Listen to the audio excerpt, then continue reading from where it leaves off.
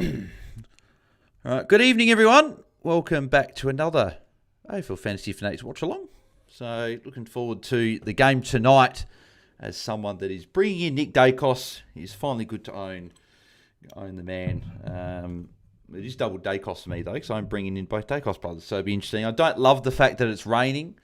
Looking at the rain, I don't love that, but yes, hopefully we get a good game of footy tonight. I feel like I've got a lot of players in this game. Let me know in the live chat, guys, who you guys have got in the game tonight. I think I've got a few. I'm just having a look here. So obviously got Josh Dacos in defence who I brought in this week. Nick Dacos, Zach Butters, Darcy Cameron, Jordan DeGoey, and Jason Francis. There's a lot of players in this game tonight. And I don't love the fact that if it's going to be wet, I don't love that. So how many is that? That's 1, 2, 3, 4, 5, 6 in the game. So with a lot of my players to come, not many to come tomorrow. Who have I got tomorrow? I've got Sheasel captain, LDU,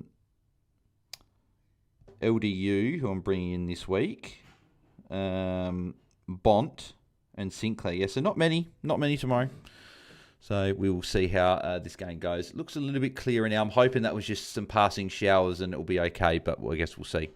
What a terrible weekend for fantasy so far. Jeez, crosses Lee. Whitfield playing forward and Idenhill taking all the kick-ins. Yeah, that was baffling, to be honest. I didn't quite get the whole Whitfield forward move. I really didn't get the Himmelberg and Iden kick.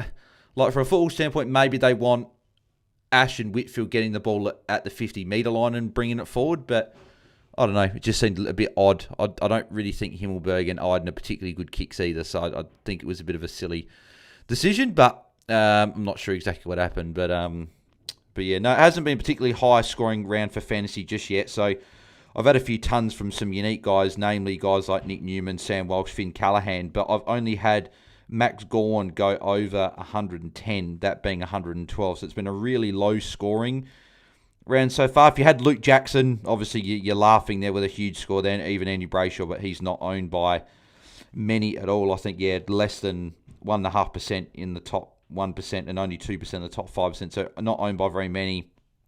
Noah Anderson, probably the other one if you brought him in. Actually, he's owned by 50% in the top 1%, 45% in the top 5%. So probably because people that brought him in this week probably jumped in there, but he's one that got off to a good start. Then a lot of low tons last night. Joel Jeffrey, no one's really got except in draft. And then Keane was the top scorer in that game. And then George Hewitt's not owned by many. He's owned by 0%. I think one coach in the top 5% has got him. So yeah, very, very interesting. And I guess we'll see what happens in these last couple of games. Cutting the passes will hot take Lukosius tons up. Wouldn't mind that. Got Lukosius in a draft league I'm in, so Dynasty League, so it's a deep draft. Callum Fife brought in Daniels over to go. Was that the right call? I like both. Like, Daniels is cheap. Like, okay, had a lower score, but that was a pretty low-scoring fantasy game besides some big sort of second halves from some players. So, yeah, I think you probably made the right call, particularly if that 200K that you, well, not 200K, like 150, 160K you're saving. If that's going to be good use next week, then I think you made the right call, Calum. To go outscore Daniels. Easy, says Lee. I wouldn't say easy, particularly because it's wet, but I guess we'll see. Padarsky will outscore Daniels, says Wade. In the wet, I doubt that, but you never know. Daniel, do we think DeGoey will score well against Port? I can trade out Rechko and bring in DeGoey, or as a real pod for his next two games against Richmond and Bombers, I'm thinking Simpkin can pop a score.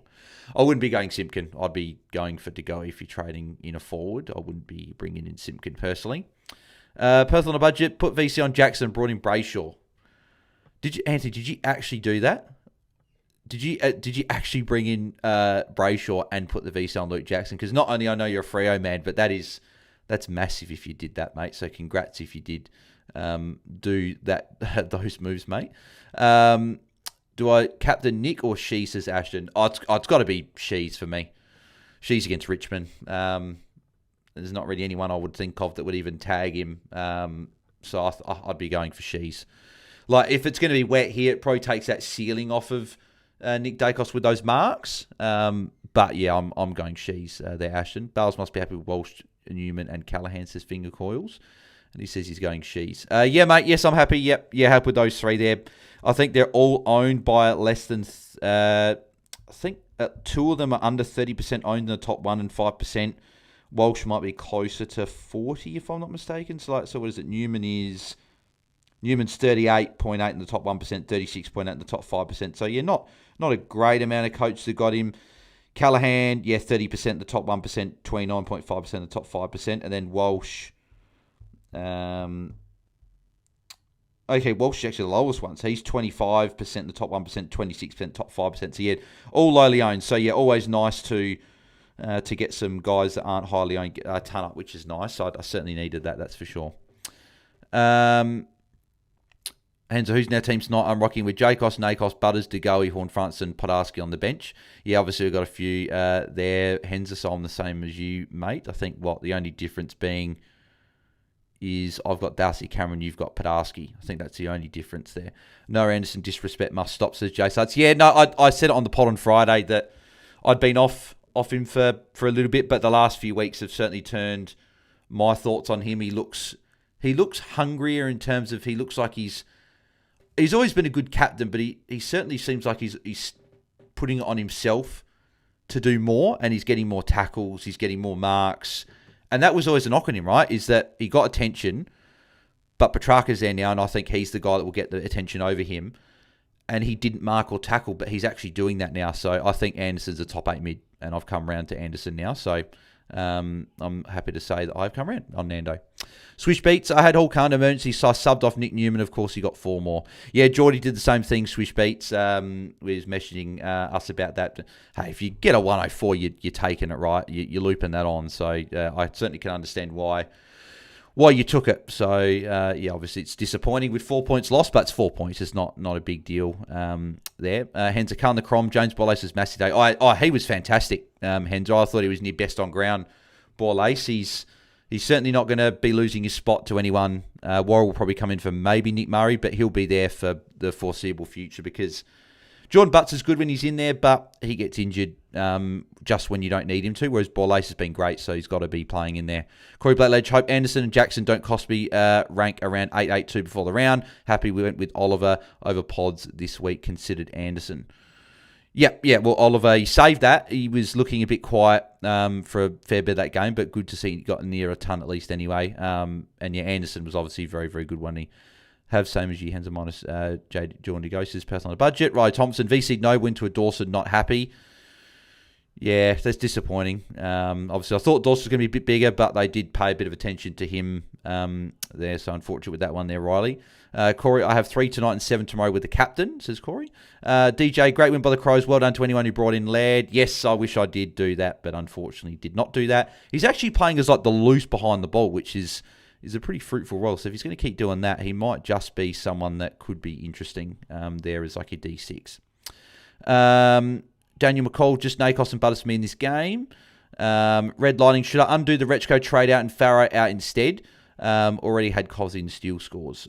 I would prefer to keep Farrow over Retchko, personally. I think Farrow could at least contribute to you next week and is pretty handy for defender mid flexibility. Could be someone that you keep as like your D7, M9 for a couple of weeks as cover there. So I don't mind trading Retchko instead.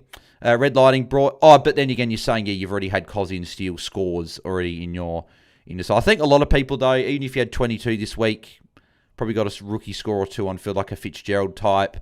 Then a lot of people got Cos, a lot of people got steal. So you're probably okay. I don't know if Retro is necessarily going to go absolutely massive against North. It's not particularly a great matchup. But hey, if you need the extra score and you want to be aggressive, you certainly could trade Farrow and keep Retchko. Brought in DeGoey and Nakos this week, says Red Lighting. Brad Smith putting Houston on the bench for Khan, 104 points. Thoughts, Bales?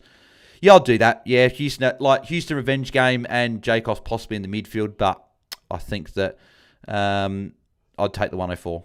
Because I don't think, even if Houston, worst case, I don't think he's going to go that much more than 104. Plus, it's raining, so maybe not as many marks if the rain does continue. Red Lighting, I have Walsh, Jackson, Newman, Gawn, Callaghan, Hugo, Hulkahan, says Red Lighting. On terms of, the scores from this week. Callan 5, hopefully you're not stuck with LDU. I've owned him the whole year, and he's been disappointing. Yeah, I brought him in for Baz. Trying to get aggressive is sort of the one I looked at as a 2-week play. My plan is in round 17 to go back to Baz or possibly to Goulden, whoever I want in round 17. That's the plan. So I've just got the one rookie to go up, which he'll go up in round 17. I'm aiming to go 2 rookies down, Steele to a Heaney Nando next week, and then go other rookie up to Naz, and then like one of those mids, possibly an LDU, up to one of the other mids, like a Baz I don't have, or a Goulden. That's my plan. And prediction, and the thing is, he's actually got LDU's actually got a pretty nice run even after. He's got Port Adelaide, Collingwood, Melbourne. So I don't mind that run if I have to stick with him for a couple extra weeks. But the plan is Richmond, Essendon, 2 good games, and then trade off of him in 2 weeks to get aggressive. Hence predictions: Jacos 97, Nacos 118, JHF 102, Butters 106, DeGoey 100, Padarsky 80. Well, I'd be very happy with that, Henzer, if that was the case, and hopefully Darcy Cameron can go 85-90 as well. That would be good. How good was Hugo Hall Khan today, says Corey. Yeah, mate, he's how good a pickup he's been. He's been fantastic. Jay Sut's Aussie manager this morning was atrocious. Yeah, I don't understand why Iran Kunda, we'll talk about this throughout the watch long as well, but I don't understand why Iran Kunda wasn't starting. I don't understand why Metcalf wasn't starting. Volpardo, I can understand why he didn't start, because he was a late addition to the squad, but he has to start next week. Like, he was really good after coming on. So, yeah, he was very impressive. Were you nervous today, says Tim? Yes, I was. Yep. No, but happy that Crows got the win in the end. Pure Grunt, 13 played, 90 Hall Khan is tunned. Yeah, it's a lot of people, I think. I think it's going to be a low-scoring round. Not many big scores besides Jackson and Nando. And then, yeah, a few 80s, 70s. Yeah, it's a lot of subpar scores. Volpardo changed the game, put Lecky old ass on the bench, and then put 5'0" Iran Kunda up front. Yeah, he should have kept Torre up front with Iran Kunda. That's what he should have done. Rugby close says red lighting. What's the rugby red lighting? Fada JHF will get Rankin next week instead. Yeah, Rankin was good again today. So, yep, he's probably back on the targets list. Panzer Bales, I reckon you could go Taranto over LD because Taranto will at least make some money and they should be fairly similar. I feel like I've got a bit more faith that LDU can actually rack up in a matchup like this, in the back-to-back matchups. Like, Taranto was good last week. Yes, he's got to break into 55. Well, he's got North and Collingwood, Carlton, Melbourne. Like, I could, but I've gone LDU at the moment. So, not a bad shout, Henzer, but I've gone LDU for the time being. KM5 traded Brayshaw to Dawson last week. Gained points this week. Lost them this week.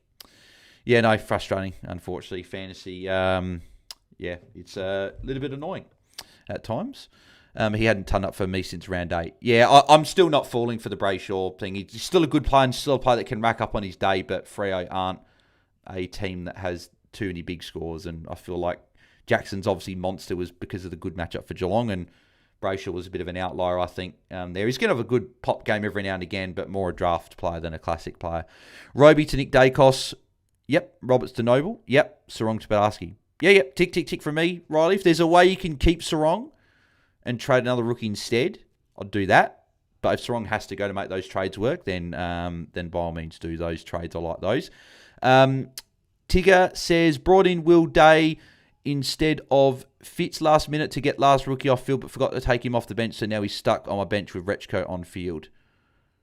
Is that odd? So you got Will Day on the bench instead of Rechko. What did Will Day... did Will Day get like a 91 or something? Is that what he ended up scoring?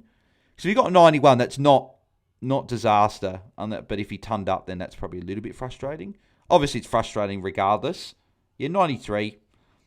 Like, obviously, it's very frustrating. But if Rechko can go 70-odd, I think you haven't lost too much. But yeah, obviously, just frustrating, mate. Feel for you. Schultz, I was going to bring in J. Cost, but with Hugo Holcomb, the emergency, I brought in Artemis instead. Yep, I like that. Cannon 5, do I trade Sarong or Blakey? Whoever I keep, I might next week trade to Heaney anyway. Well, trade Sarong this week then, because Blakey's probably more likely to pop a score, and if he's going to go to Heaney anyway next week, then trade Sarong. But you could look at the other way and go, well, I want to trade out Blakey because he gives me more money for next week. So maybe you can make that call before the final game if you need to make any moves.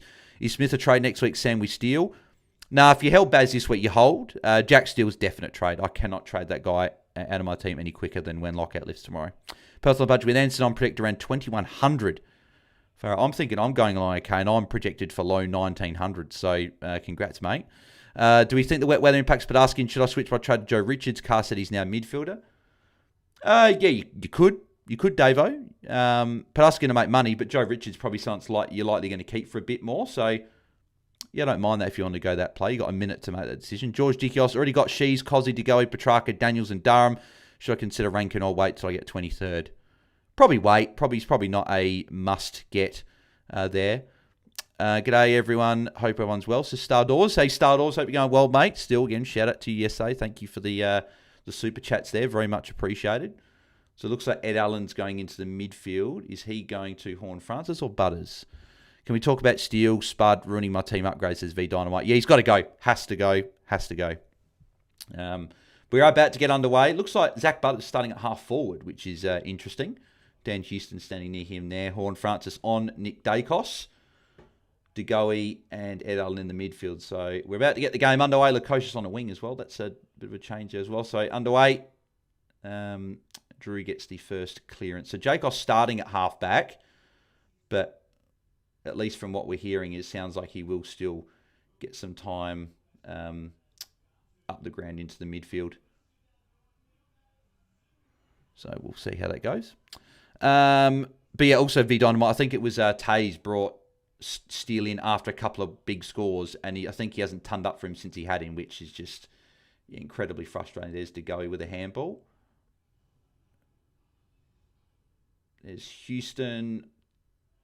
Don't think he got a clean disposal away. There's Darcy Cameron intercept mark, getting back to help out, which is good.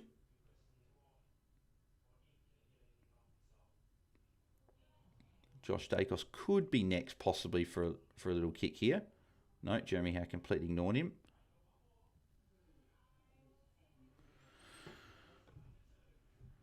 The Schultz, no, couldn't mark that one.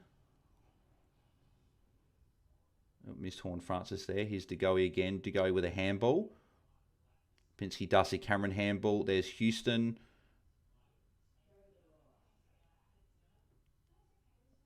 No, nothing. Oh, is that a free kick for Nick Dacos? Yeah, free kick for Nick.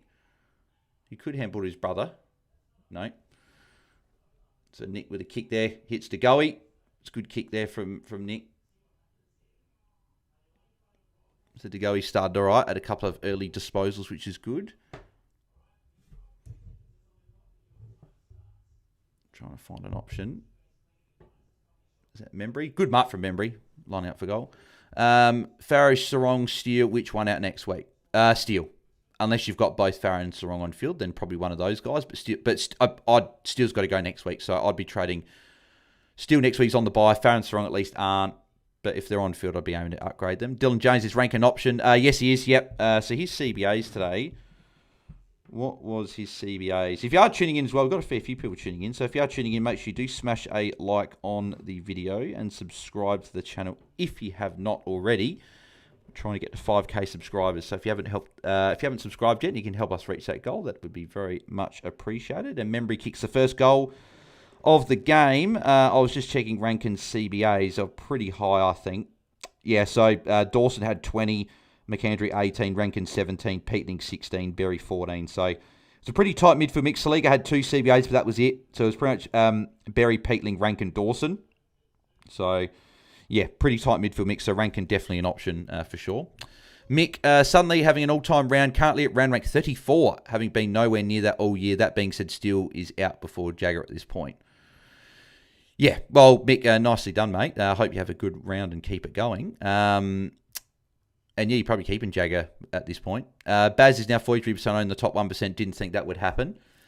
Yeah, no, he's dropped a fair bit. I think a few people were aggressive and traded out. Probably because a few of those coaches might have had a completed sides. They're just like, well, let's continue upgrading around him. So there's Nick again. God, it feels good to own Nick Dacos finally. Gets the clearance there. Tries to kick to Padaski there. And even if we draw with Paraguay, we'll lock up second spot. Turkey have to beat USA by a few goals, and we have to win by a few more goals to secure top spot. Hence, I think it's actually been confirmed Turkey are officially eliminated. I don't actually think Turkey can make it regardless of what they do in the next matchup. I don't think. Because it was official announcement, so I guess we'll see, but I'm pretty sure they can't make it.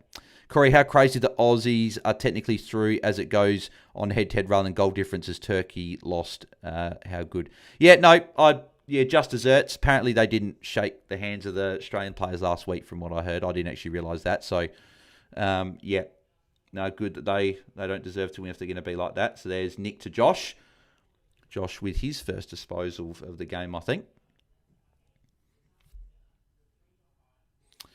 I brought in Taranto this week. Don't jinx it, says TJ. Corey, Sam Swaddling, the only player in Collingwood this born after Scott Penderbury's debut. There you go. Interesting stat there, Corey. There's a tackle from Padarsky. Tim Taranto for me as well, says Pure Grunt. Only L was trading in Brent Daniels. He still had a good role, still looked good. It was just, unfortunate. A few free kicks later in the game that probably meant it was a lower score than what it could have been. I think it'd be better moving forward. The role was still good, and he did look good as well. So I'm still thinking if you brought him in, I'd be happy with the pick, even though he didn't quite get the score today. Agreed, went him instead of DeGoey, says Ashton. Henzer, Swaddling might just be Penderbury replacement and won't last long. Kalen Fife, next week if I trade Smith to Durham, it'll be my last rookie off field. Star Doors course, that was my thanks for you guys helping me guide through the first year of fantasy. Thank you, mate. As I said, very much appreciate the super chat yesterday. I think Horn Francis got a handball, and then Dacos got a tackle and a kick, which is good. Is that a mark? No, I thought for a second that might have been a mark. If JHS scores 200, will you scull a whole bottle of Jack Daniels? Couple of things. One, he won't score 200, but two, I won't scull a bottle of Jack Daniels. As people know on the channel, it's $50 super chat if they want a shot of me to have a shot of Jack Daniels. So that's normally what we did. So Star Doors got that the other night, so appreciate that, mate. Caught a watch on for the first time in a while. Hello, everyone. How you going, Limits? How you going? Well, yeah, it's been a couple of weeks since we did one, which is good. Just schedules just didn't quite line up for me to do one, but tonight it all lined up well. I am a little bit tired compared to normal there as Schultz kicks the second goal for Collingwood. Obviously woke up 4:30 for the Socceroos game, but I got a couple hours sleep for that. Watched the game. Then I got a couple hours sleep. Then I had to wake up for the Crows game. So, yes, it is interesting. I have good sleep tonight, I think. But I do want to watch more World Cup. It's on tonight. So, score prediction, says Riley. Score prediction for who, Riley? Or you talking about the game? I think Collingwood will win. Smash a like, says Limits. Yes, no, make sure you do smash a like on the video. We've got 57 watching. We've got 17 likes on there. So there's 40 people currently tuning in at least that haven't liked it. So make sure you do smash a like on the video. IT, one of my biggest rounds, Jackson VC, Anderson, Reed, and Hall Khan. Congrats, mate. Nicely done. Very, very nice. Personal, but JJ starting on Nick Dacos is great. Hope it stays that way. Yes, I hope that does stay that way. Agreed. Joe Richards on Nick Dacos just now. So there's Bammett. And that's going to go to bounds. Also really miss these watch songs, says IT. Yep, no, we're back now. Hopefully we'll have a bit more considered schedule moving forward. Normally when F1's on, I'll just have to try and do Thursday watch-alongs, unless the Crows are playing. That was the only reason we didn't do a couple in a row, just because I'm a big F1 nuffy, so I was watching that. And then, because Crows played Thursday nights for the both games in a row, I just couldn't fit one in. So there's Lipinski. He's got Josh Dacos running by. Why on earth would you handball to Frampton? Josh Dacos is going to get the kick anyway that he was going to get regardless. So at least he got it in the end. I actually like the Lukosius move onto the wing. I think that'll actually be good because he's such a good kick of the ball. I think that'll actually work as a good move. There's Butters for a +6. So first time we've seen Butters tonight.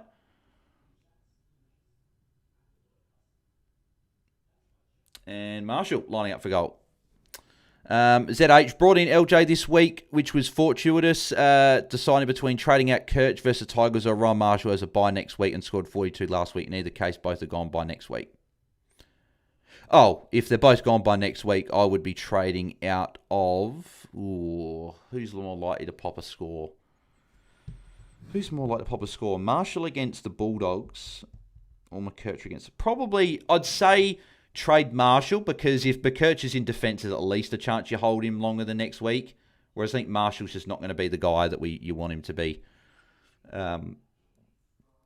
for the Saints. He's still got DeConing there, so I'd be trading out of Ron Marshall. I think ZH, because he's got a bite least. Worst case is you get McKercher next week if you need the score. Josh Dales with a kick in.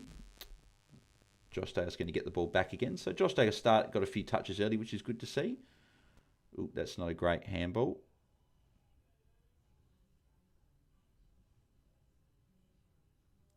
There's no Butters, no miss tackle, but Burgoyne got the tackle there, holding the ball. Lot more enjoyable to watch a Pies game with Nakos in the side, says George. Oh, mate, you're telling me.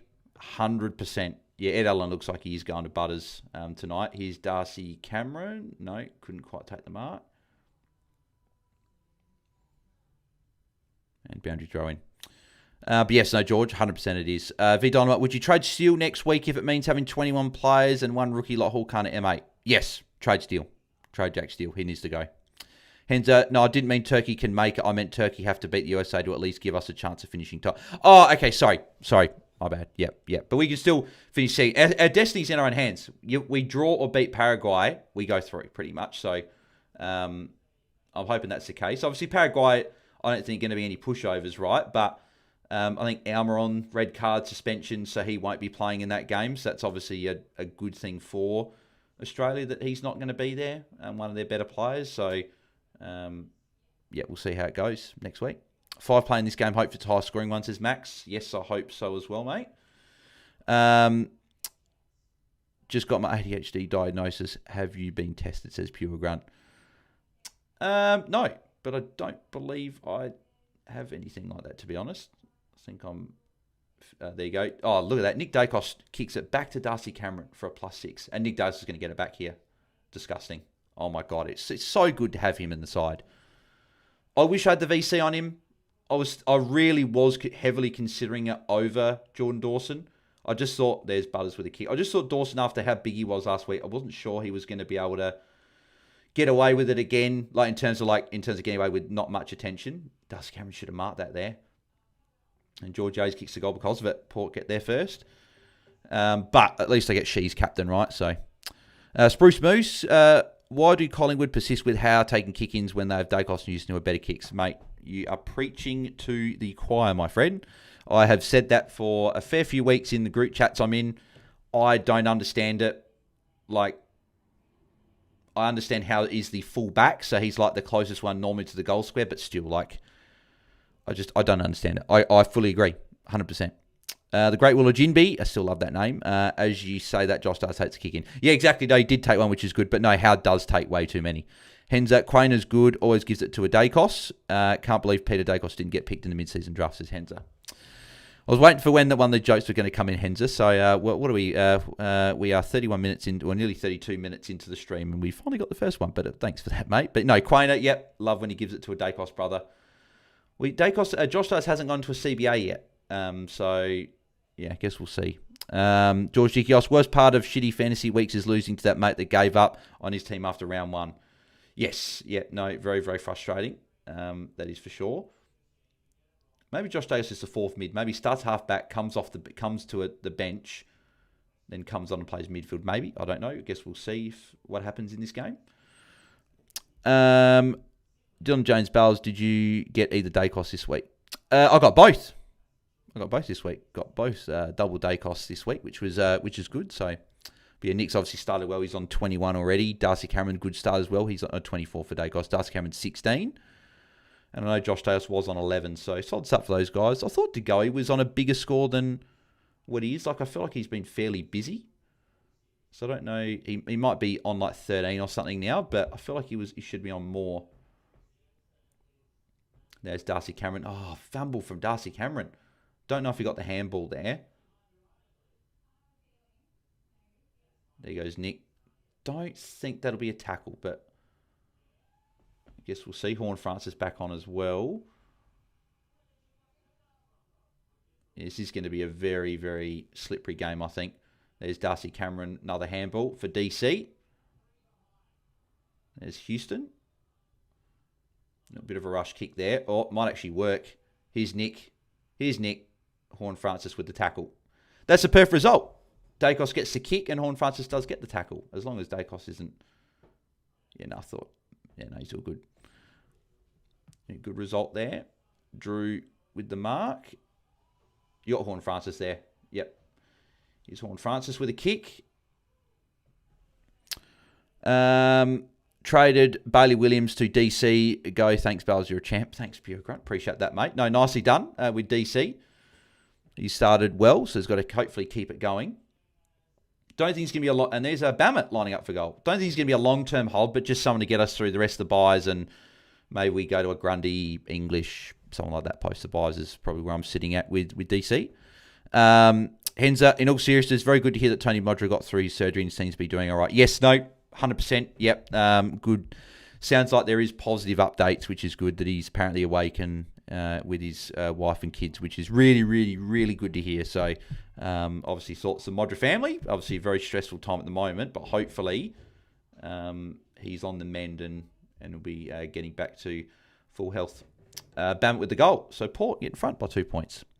DeGoey was on the bench for ages, it seems, says Corey. Yeah, so he's had his bench break, which is good. Get that out of the way. You got to own Nick at some point, just required by law, says Dylan. Yep. Footy friends, he just got Brent instead of Jacos when I saw the team's too many Port mids. Yep. Yeah, no, I don't mind that. I think Brent Daniels is still a good pick. So, yeah, Nick Dagos up 27. I knew I should have gone the VC. But I guess to go straight into Shees, right? Shees against Richmond. Everyone's going to be probably going there, so it's probably not a bad thing that Dawson went a little bit unders in terms of we don't take the VC for anyone. Obviously, the C, that would be very frustrating. But, yeah, so CBA mix again, Nick Dacos, DeGoey, and Ned Long. And then you got Burgoyne, Richards, and Horn Francis for Port. There's DeGoey. Handball for DeGoey. Gives it to Josh Dacos. Love to see that. So Josh does with a kick. There's a Sam Swaddling. Nearly a tackle. Horn France, that'll be a high free kick. Or maybe, I don't know if they called play on, if they just didn't call it.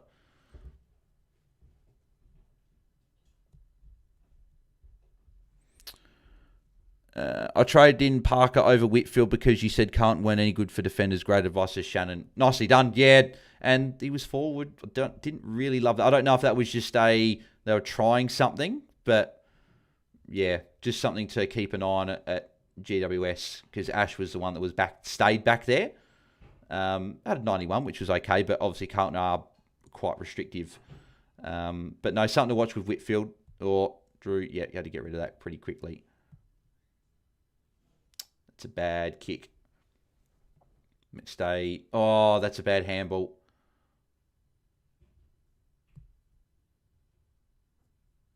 Frampton.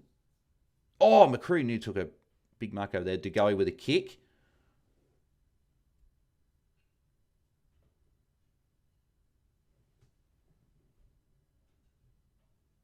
Burgoyne. No, that was to Frampton. Here's Nick again. Nick Dacos with a kick. And he gives to his brother. And Josh with a mark and a handball. Here's DeGoey again. DeGoey with a kick. It's actually worked out to be better. I thought he picked the wrong option. And here's Podarski lining up for goal. So he's just very, very good, isn't he? He's just very, very, very good to own him now. But yeah, Shannon, hopefully Park can go well for you tomorrow. The Great Wall of Jinby. Why does Bammett look so much like Ollie Wines? Yeah, he does. He does, actually. Built strong. Looks like a strong guy. So, Bammett. So, he's looked pretty good in his couple of games he's played. So, here's Mitch Podarski. Can he put this goal through? I didn't bring him in, unfortunately. And that's behind. Yeah, it never looked like really going through. Lucas Lee. I was initially bringing in Josh Dacos, but he would be sitting on my bench if I loot 2 Euro Hall Khans. So I traded in and then carrying 830k next week. And that was the right call, right? You get the 104.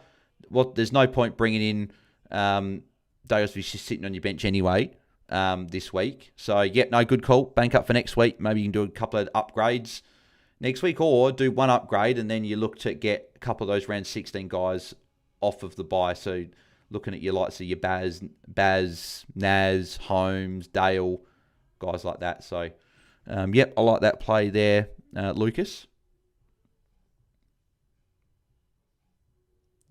There's nothing for Butters there. Mead, nearly holding the ball, but got the handball away. There you go. Quainer handballing to Josh Dacos, but didn't quite get to him. But the thought was there, so I appreciate that, Quainer. Hands, I wish Padarsky's first name was James so we could shout out J-Pod. Yeah, that'd be a good one. My first watch along, enjoying it, says Pure Grunt. Well, good. I'm glad you're enjoying it, mate. Thanks for tuning in. Which team and drivers do you support in the F1 ZZH? Obviously Oscar Piastri and McLaren. So obviously I'm pretty much just support the team whichever Oscar is at. So obviously they're not doing too great at the moment. McLaren, they're just a little bit off the pace. Mercedes obviously still the clear best car. But Lewis Hamilton and Ferrari are certainly right there. So, but there's not really any drivers I dislike either. So it's like I'm sort of like most of them, to be honest. Maybe Lance Stroll, probably the only one I'm not particularly keen on. But besides that, I like most of the drivers. Jordan DeGoey possibly with a... They still got DeGoey short there, What are you doing? Don't quite know why he didn't pass to DeGoey there when he was free with no one on him. But yeah, I like Kimi, I like Lewis, I like Max, I like George. There's a fair few I like, so don't mind Pierre Gasly as well. So yeah, no, but Oscar obviously is the guy. We needed Josh Dale's last quarter for a bit of nostalgia, 82. That would be very, very nice indeed. He started pretty well though, Josh Dale. He's on 19. Obviously still a little bit to go. I'm pretty sure he's had his bench rest already. But obviously Nick Douglas has started very, very well. DeGo is pretty good. Houston, good start for him as well on 20. It says Nick on 31, so it must have taken a kick away or something, I think.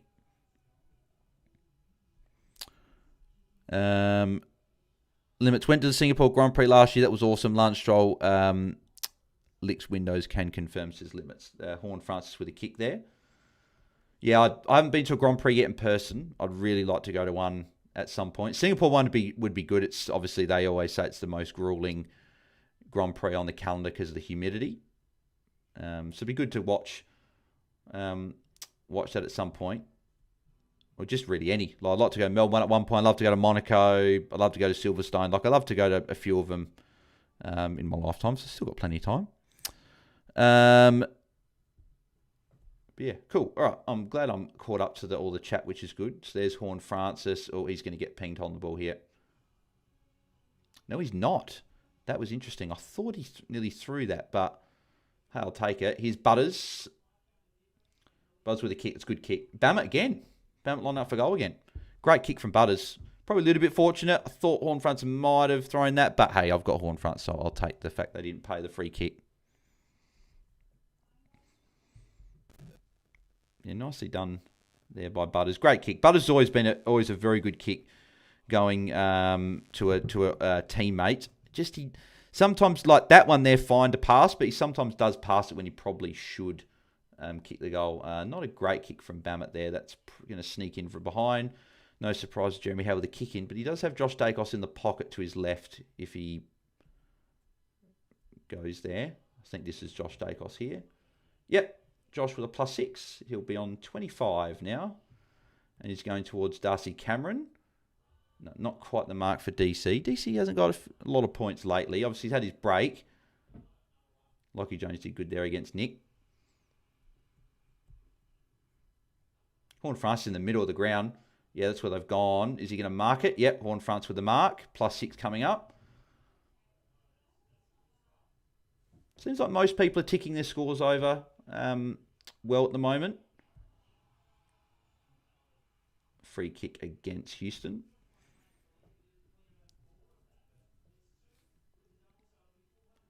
He's going to Burn Jones. Burn Jones might have Horn Francis short here. No, they're switching it. And watching Horn France here though, because he is lurking there without an opponent at the moment. No, he's got an opponent on him now.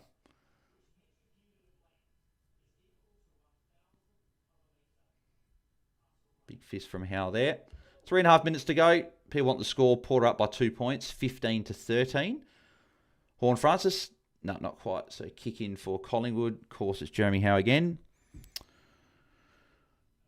Bells, that's not Bammett. That's Ollie Wines. Hens, are you playing silly buggers with me, or was that actually Ollie Wines? It looked like... No, that was... No, Bammett took the mark. So, yeah, you're playing silly buggers with me. I know for a fact it was because it was number 46. There's Quainer. Quainer, mate, you know what to do. Pass to a Dacos. You got Josh and Nick around the place. It's going a bit longer. He's going to Darcy Cameron, though, who is being held by Jordan Sweet. No free kick. Track needs to learn how to kick rather than handball, says Corey. I do say the same thing about Walsh, even though Walsh did have a better score of 109 today. Walsh had like 34 touches with like 23 handballs or something. So, yeah, I just think it's the way that some of these players are going at the moment. They just handball way more than they kick it. And Petrarca is certainly one of those. And Georgiades, yep, mark that one. Lucas Lee, attended Suzuka. It was so much better than Melbourne and cheaper for me to attend than Melbourne flying from WA. Singapore is next on the list. Is it really? Is Suzuka cheaper to go to than the Melbourne Grand Prix? That's interesting. Yeah, Suzuka would be a good one. Like the track. So, yeah, again, I'd like to almost go to all of them, to be honest. But, yeah. Maybe we might have to get a job with doing F1 content, maybe, and then we can travel around. Then we'll do fantasy as well. Limits, lose like 4 kilos in the Singapore race. Yeah, exactly. They lose a few kilos. Yeah, exactly. I thought it was Ollie Wands, but it was also could have been Dom Cassisi, says Henza. There you go. And Georgiades, that is a behind. I think Houston finally taking a kick in. Yes, Farrow Sarong on field, says Tim. Are they on field with all your preems on field, Tim? Like they're on field obviously next week, but are they on field like in when you've got all your preems back on? Ned Long, not a particularly good handball. There's Howe with a handball there. There's Nick Dacos. There's Quainer. Quainer Ulapinski, watch out. Yep. There's Ed Allen. Gives it to DeGoey. DeGoey handball to Ed Allen. Horn Francis fell over. It's a good kick. And McStay. Does that pay the mark? No, it didn't pay the mark. And then a bit behind. Geez, that's a little bit stiff. Condolences on the current job next year, Bales. Doesn't look like you'll be getting the gig. Nah, looks like Josh Fraser is doing pretty good, so he might get it. But yeah, no, they're going all right. Good old Carlton. So D1C as well, when they... there's Horn Francis +6. Did anyone see when they had this sung the song after the game that Matt Cottrell opened up the song with a harmonica? That was quite funny. There's Josh Dacos, handball for him. And Buller lining up for goal. Do F1 fantasy, and Hensel says asking that. Yeah, I do. Not. I'd pretty much do it like 15 minutes before qualifying starts. So I just on the official one, just put in who I think will do well on that weekend, and that's about it. So don't take it too serious. I don't even know if there's rankings there, to be honest. So limits. Can you sync up the clock? Yep. So clock is 19, 18, 17, 16, 15, 14, 13, 12. Hopefully that will sync it up for you. You got in quick as well. You got in good time with it. Obviously, only a few seconds to go in the quarter. This will be probably the last kick, and that is not even going to score from Buller. That is a shocking kick. In the F1 app, it's actually pretty good. Just the leagues and stuff are underdone. Yeah, is there rankings there? I don't even know if there's rankings for it. But that is quarter time. Tim, I think so. I'm thinking still Farrow Sarong in order of trading, though. Yeah, I'd agree with that order as well. George, Harry Dean with the harmonica, no? No, it was Matt Cottrell. Tim, I'm thinking still to merit next week with 2 downgrades. Yep, I like that. Yep. Heaney's also another one I like if you don't have him. Anderson. Taylor French says, yo, how you going, Taylor? Hope you're going well.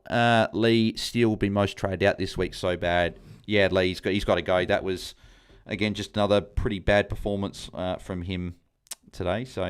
But let's go through these scores at quarter time. Was there anyone stuck on the bench? Perryman, 12-minute bench stint, so a bit frustrating for him. So scores at quarter time.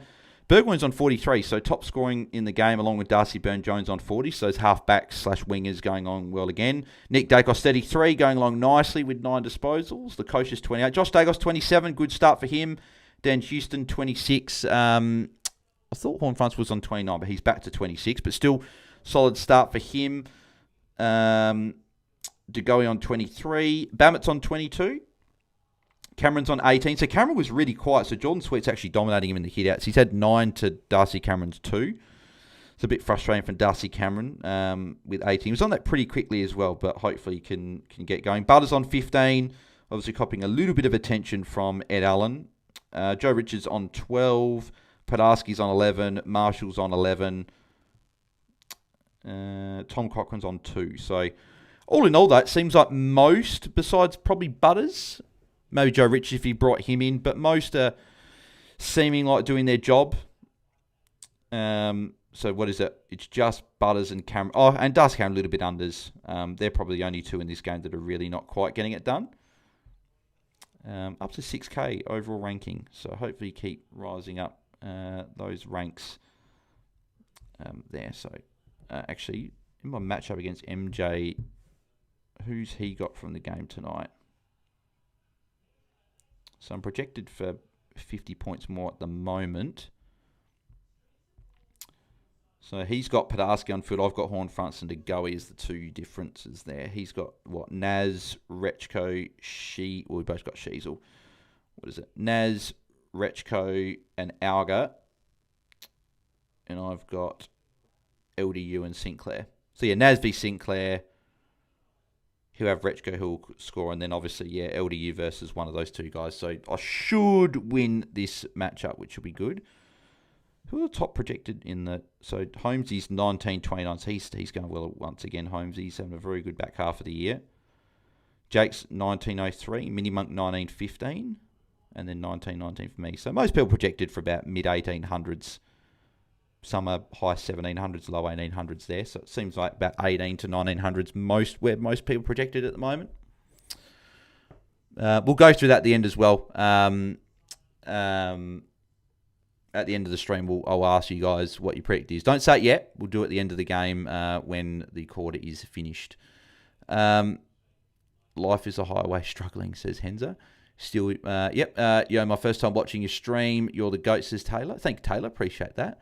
And doing bad this year, was top 100 last year, says Tim. Yeah, I think a few people were like, look at Lemon. Lemon's outside 20K at the moment, and he's been top 400 over the last 5 years. So it's been a very interesting year, that is for sure. The Great Wall of Jinby, so started Ed Richards instead of Steele, has ended up being a great pick. Did look like it at the start of the season. Yeah, congrats. Yeah, no, it's been a solid pick. He's been pretty good, Ed Richards. A few lower scores, but there's been a few more of the bigger scores, which is good to see. And yeah, Steele, I was so impressed with how he started his first month, but he just hasn't been as big, unfortunately. Shannon Barron, Swaddling with a goose egg. My first FMDT for the year. I wasn't expecting him to count for me this week, but it's disappointing he hasn't touched it. Z8 saying yes, Swaddling on 0. Corey, so glad I never went Cochrane last week. Tim, what would you suggest about team trades, says Tim. I'm not thinking about trades at the moment next week, Tim. You said 2 downgrades and upgrade Steele to a Heaney type or Merritt. I like those trades, but we can probably discuss that next week when the rest of the round's done. Still 3 games to go. Who knows what's going to happen? So I'm probably waiting. Pure Grunt, Murdoch, Lindsay, Steele to Heaney, Merritt and Artemis next week. We'll go DC to go on round 18. Yeah, I like it. Yep. I like those trades. Heaney and Merritt are good ins next week. And Artemis... Oh, Herbert's the one. If you don't have Herbert Pure Grunt, he's the one that will probably come in. But yeah, Artemis, if he comes in as well, he's probably going to be a pretty popular... Like, if he comes in next week, I'll just bring him in straight up, I think. Taylor Yo, just from now on, I'll stick to watching your streams and I'll like and sub. Also know in the future you'll become a really big creator, says Taylor. Thank you, Taylor. Appreciate the kind words there. I really hope that does become the case. And hope we can keep building. But yeah, no, appreciate that. But yeah, speaking of that, if anyone is new to the channel, obviously make sure you do like and subscribe. Obviously, it does go a long way. Just a couple of little things there you can do. Just click the like button, click the sub button. And yeah, if you want a little bit extra content, you can head over to our Patreon, patreon.com/AFL Fantasy Fanatics. So make sure you head over there if you want to check that out as well. Struggles of Fantasy A was top 1K myself and have been 20K almost the entire year, says Mick. Yep, yeah, it's been, as I said, very frustrating year for a lot of people. You seem like a nice guy, says Taylor. Thank you, Taylor. Appreciate that. Kept Baz, so I took punt on Dacos C over Shees for a pod, says Shannon. We started well, so you'll be liking what you've seen so far. I started Nick Dacos over Steele this year, which was great, says Corey. Nicely done. We'd be watching Wimbledon, says Tim. Probably not. I've got way too many other sports that watching, like World Cup at the moment, F1 about next week, footy, just way too much. Just don't know if I can fit it in. I think Darcy Cameron got the hit out there, which is good to see. There's Butters with a kick. Horn Francis with a mark. Horn Francis started pretty well. I think, is that his third mark? Pretty sure it is. Yeah, that's Horn Francis' third mark. So based on the trends, he's scored 80 plus in every game. He's taken at least 3 marks. So hopefully that continues from here. That would be really handy.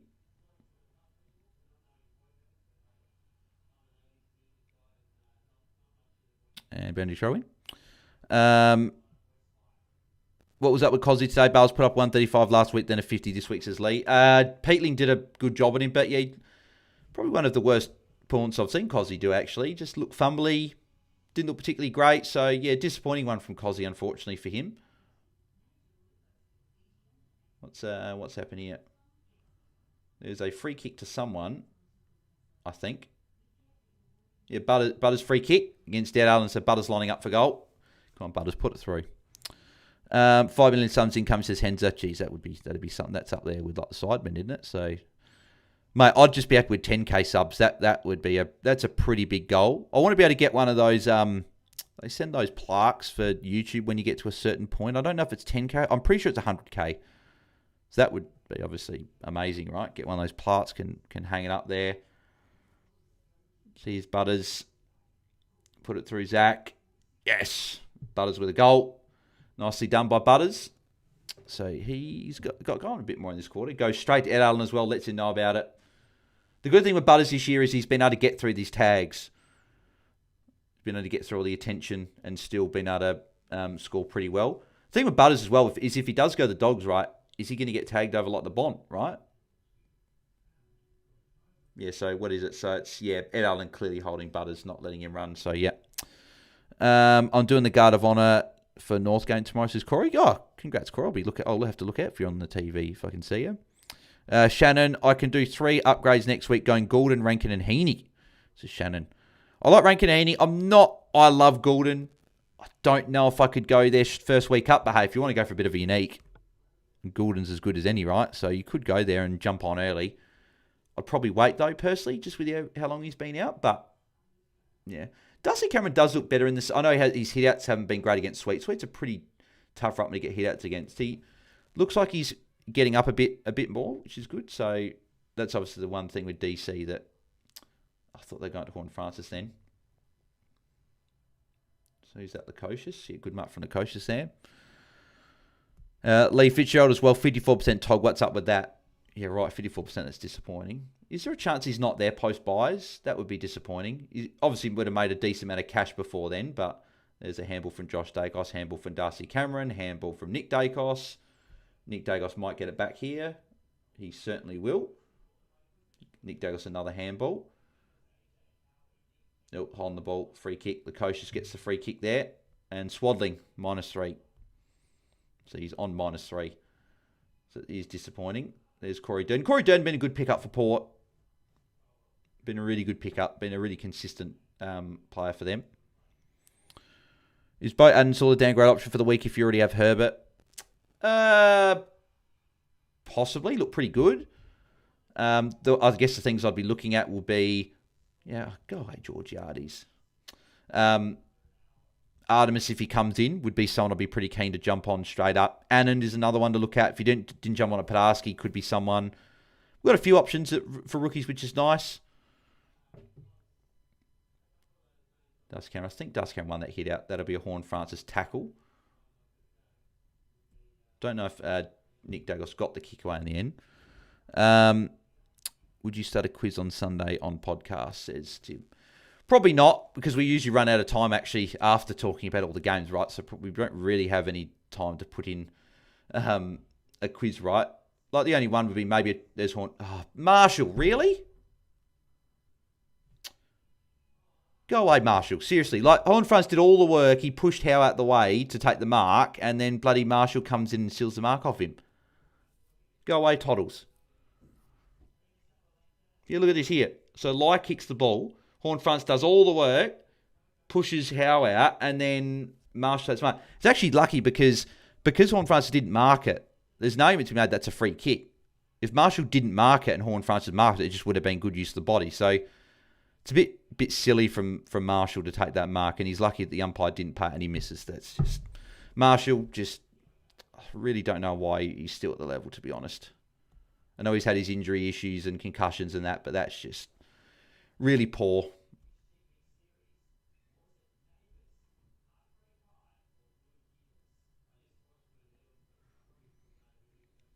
Darcy Cameron, almost.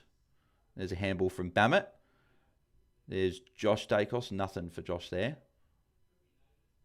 That'll be a ball up. Ever since I've owned JHF, I've never said the horny one so many times. So his head's up. Yep, there's Horn Francis with a Nick Dacos tackle, actually. We take any Nick Dacos tackles we take, for sure. If you're taking him out the Dogs, it's Brad Johnson. Don't know why he hasn't got any attention, hasn't for years. There's Horn Francis again.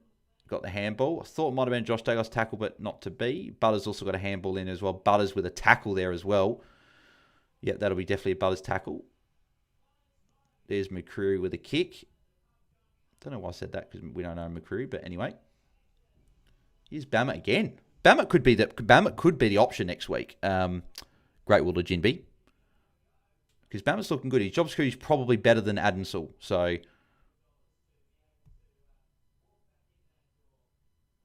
and boundary throw in. Yeah, it's probably his Bammett, to be honest. It's looking good. I waited on Rankin this weekend. He looked on fire early. All risk this year now, says Shannon. Oh, yeah. Well, if you're going risk right, then Goulden could be the option for you. Yeah, Rankin looked great. Actually, a few players looked like they were going to go absolutely massive in that game. Is that a Josh Dacos tackle? No, because it went to. So Horn France got the handball, though. Yeah, it looked like a few players in that Crows Melbourne game are actually going to go 120, 130, but they sort of slowed up a little bit in the second half. There's Swaddling. Got the handball there. Probably wasn't the idea, to be honest. No, should have left it for DeGoey, Swaddling. DeGoey was right there and he took it off of him and got in trouble. Annoying Joe Murray was started level at almost 400k. Yeah, he would have been a good option. Is that a free kick against Darcy Cameron? Yeah, free kick against Darcy Cameron. For God's sake. If Josh goes 100 plus, we take that, says Lee. Oh, 100% against Port Adelaide in slippery conditions. Yeah, I got him in for this one because I thought he'd be okay, but then particularly Richmond in the Gold Coast was why I targeted Josh Dacos. Imagine if you still had Toddles, said Henzo. I never owned Toddles, to be honest. I was actually going to bring him in, but then he was out, so I didn't end up getting him. So I'm actually glad that he was out that week because it meant I didn't get him. There's a tackle for Darcy Cameron, I think. Maybe not, actually, because here's Josh Dacos as well. Butters with a handball. McKinley's been a good player for Port, actually, this year as well. He's kicked the goal there. Great goal for McKinley there. Mick, come on, Jordan, to go. This is why I don't like trading Collingwood players not named Dacos. The Great Walter Jinby. How was Toddle still on the Port side? I'm not sure. I brought in Bammett, says Max Tomo. Nicely done, mate. Bammett's looking pretty good so far. Hence, it might be worth watching Herbert with McCarthy in the side. I think he's actually good enough that I think he'll hold regardless. But yeah, obviously, if he's named with McCarthy, we bring him in. If he's not, we don't bring him in. Adam Cameron, how good were the Crowies, mate? Great win. Got in Nando. Held Rankin roll, looks good still. Held Roberts to get Hugo's E-score over Whitfield. Great footy day. Nicely done, mate. Some good ones there. Nando, great in. Rankin as a whole was a good as well. And Roberts to get Hugo's E was a great move as well. So, mate, congrats on that. But, mate, Crows were very good today. So, 3 good wins in a row now. which is good since the bye. So just got to keep it up now. Win the showdown next week, and there's DeGoey. Hit out was from Darcy Cameron as well. All we got to do is win the showdown next week. We actually have 4th spot because Geelong got the bye. So, but showdowns are always interesting, right? Doesn't matter where Port are, doesn't matter where Crows are. One could be top, one could be bottom, but it honestly doesn't matter. So, be interesting to see Port home showdown as well. There's Darcy Cameron, nothing there. My mate swaddling on debut, says Ben. Oh yeah, Ben. I think I remember you saying in a pod that. Is that who's the free kick for? Is it Darcy Cameron? No, Nick Dacos free kick. Nick Dacos line up for goal. I don't know what it was for. Didn't see. I'm glad that Jordy took the advantage, but was going to miss it, right? So it's come back to Nick. So Nick line up for goal. Not sure what the free kick was for. I didn't exactly see what happened, but Mead stand on the mark, so maybe Mead gave it away. But Nick Dacos lining up for goal. Can't wait to raid trade Cameron and Jackson. Number 32, yellow boots. Yes, yep, no, Swaddling it's been a bit quiet so far, but hopefully can work into the game. So Nick Dacos lining up for goal. That's a good kick. Oh, it's hit the post. Oh, it shaved the post. It looked like it was going to be a goal for pretty much the whole journey, and then it nicked the inside the post pretty much at the last tiny bit there, unfortunately.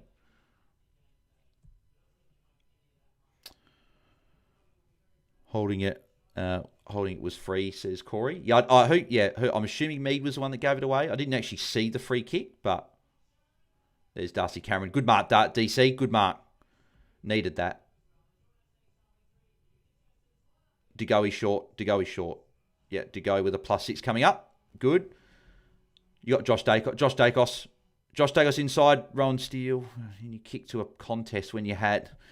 Well, I really don't understand. Why on earth would you kick to Alir when you had Josh Dacos running? You could have handballed to him. You didn't even have to kick it to him. You could have just handballed to him. Intercept by Jeremy Howe. Jeremy has got Nick Dacos short for a +6 for Nick Dacos.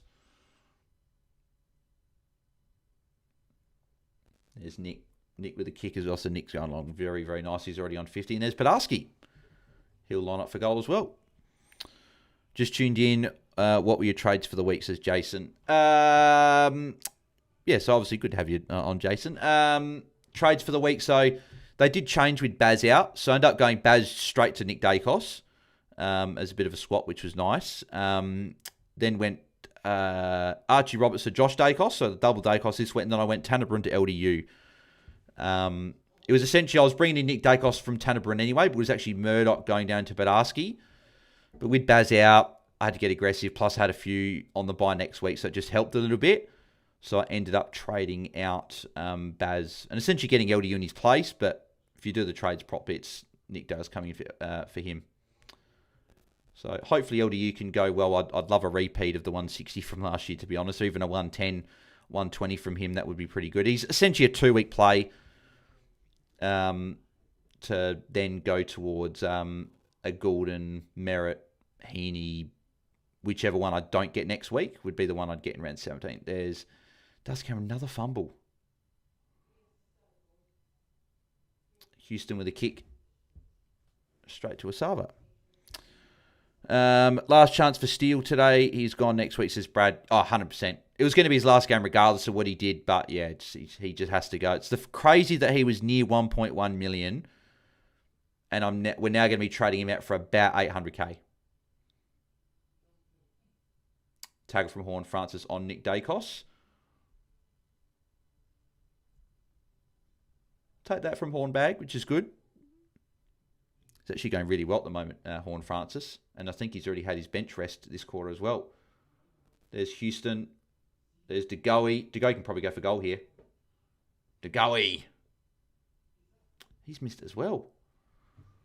2 goals 5 for Collingwood. I know Porter 4 goals 6, but Collingwood missed a few good opportunities lately. Horn Francis is actually out in the wing. Learily got Horn Francis. It's where he's going towards. Horn Francis. Yes, another mark for Horn Francis. He's looking really good at the moment. Horn Francis. He's up. I think he'd be the near top scoring. Oh, he'd be behind Nick Dacos for top scoring player. Good mark from Whitlock. And he'll line up for goal.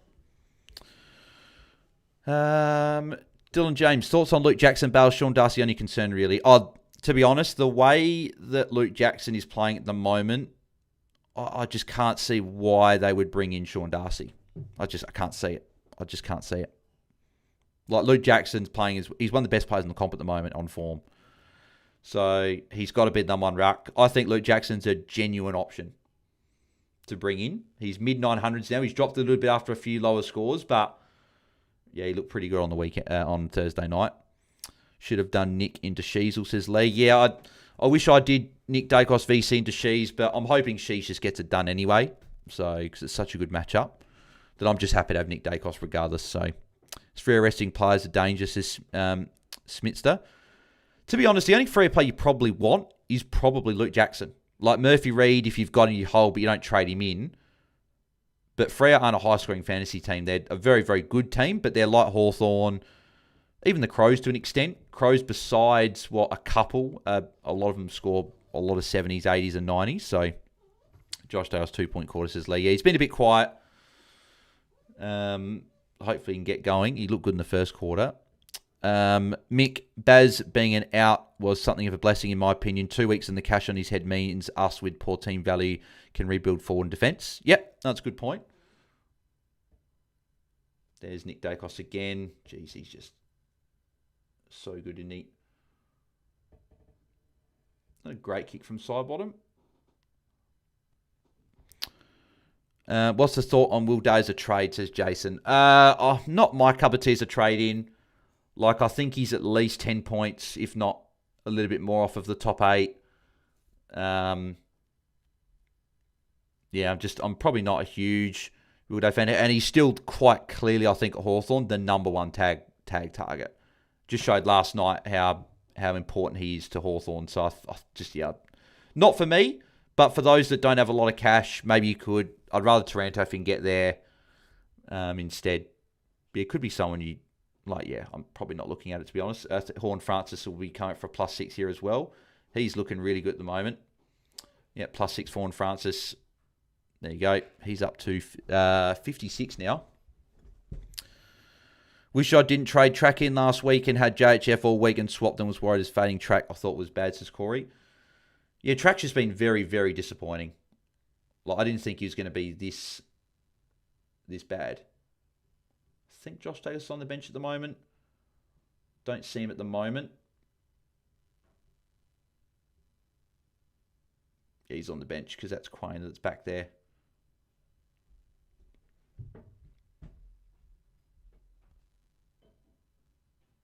Here's Ned Long. DeGoey, yes! DeGoey line up for goal. Beautiful. It's actually turned out to be a fairly good fantasy game so far, I think. Like, Nick Dacos, obviously very popular, top scoring. Horn Francis going quite well for those that got him as well.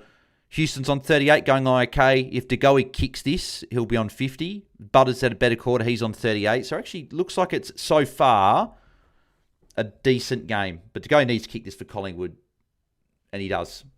Goal for DeGoey. We needed that. Big goal, so he's on 50 up now, DeGoey. Beautiful. DeGoat, as people say in the chat. Exactly. JD doing air, says El Song. Hopefully he gets going. I tried him in, so I really want him to get going. He is on the bench at the moment, but Pure Grunt. Cox was rubbish. Jacko will do centre bounce and go forward with Darcy around the ground, says Pure Grunt. If that was the case, I'm not as keen on bringing Jackson in. I'd just stick to Gawn and Grundy. But if Darcy wasn't to come in, then I'd be keen on Jackson. Brad says, Bales, why does Jordox always have dinner for the first half of your streams? I guess it's his dinner time, right? On the Tuesday. Because we do record about 8 o'clock. I guess he just says dinner at that time, right? So.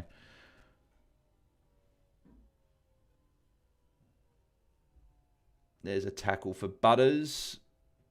Nicely done, Butters. Josh Dacos, midfield time, always here. It never happens. Always has one big call and then goes quiet, says Adam Cameron. Yeah, obviously it's the hope is he gets some midfield time at some point. But again, I brought him in for, even if he's at half back, Josh Dace is back on, by the way. So short bench stint and back on. I brought him in because Port isn't a bad matchup and then he goes Richmond into Gold Coast. So it's really the 3-week stretch of good matchups. That's why I went him. And then possible upside of midfield time. Come on, DeGoat says Lee. Yes, DeGoat says Brandt. Mick, RR still holding up. It's all downhill from here. Oh, Randmake's still holding up. Yep, cool. There's Josh Dacos with a handball. He might get it back. No, Crisp ignored him. There's Swaddling with a kick. There's McStay. Oh, I think DeGoey. Oh, DeGoey was at full forward, but it's not going to make it to him. There's Schultz. That could be a free kick. No. There's DeGoey. Go DeGoey. DeGoey with a handball. And straight to Asava. I thought Josh was playing more mid-time, or am I tripping? I thought he was. That's what we heard in the week. And that's what he told reporters. But so far, he hasn't been any centre bounce. He's been pure halfback. That's out of bounds. Alir has played on and ran about 4 or 5 metres on the outside of the boundary. I don't understand how that wasn't called back. That's a tackle for Josh Dacos. Yep, because he got the tackle at the end. So Josh does with a tackle. Steal. Side bottom. What are you doing, man? Let's kick to a 2-on-1 against your teammate. You're lucky that Buller got the free kick there.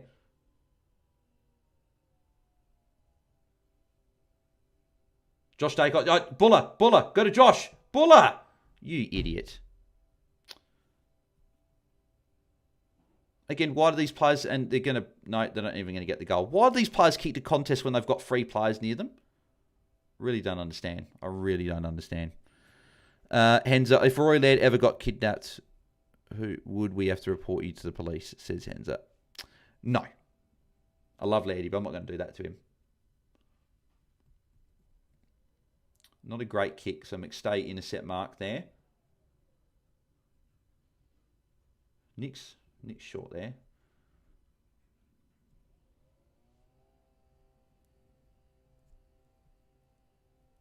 Oh, DeGoey. Great crumbing from DeGoey. Oh, and he's got it. DeGoat. How good is he? He is playing probably career best footy at the moment. And he's kicked his second goal for the quarter. And he's coming off for a break, but he's now up to 61. DeGoat having a very, very good game. Rodlerson. Who do I trade Richards to next week? Not a good pick. Could have gone anyone. Let's see how Richards goes. He's still playing midfield. Collingwood actually a fairly tough matchup for mids. Even though I think Horn-Francis is going well and Butter's going well as well. But yeah, we'll see what Richards gets to. He might have a 40-point quarter and get to an okay score. So we'll see. But yeah, I wouldn't trade him until after buys personally. Darren would be the one if you could just sideways to him if you wanted to. But I'd probably hold. Lee Everett, cheeky cherry 150 tomorrow, Bales, says Lee. Possibly, but the role isn't really great with lack of CBAs. But I guess we'll see. He's gone 3 150s in a row against Richmond. Hopefully I keep my top 5 in the Patreon Cup after this week, says Corey. Yep, we'll do the Patreon Cup update next couple of weeks or so. There's Horn-France with a handball. Jeez, Burgoyne nearly kicked Butters in the face then. There's Butters with a kick, half smothered by Nick. There goes. Here goes Nick Dacos. This could be a goal here. No free kick for Nick there? No. Nick Dacos with a handball.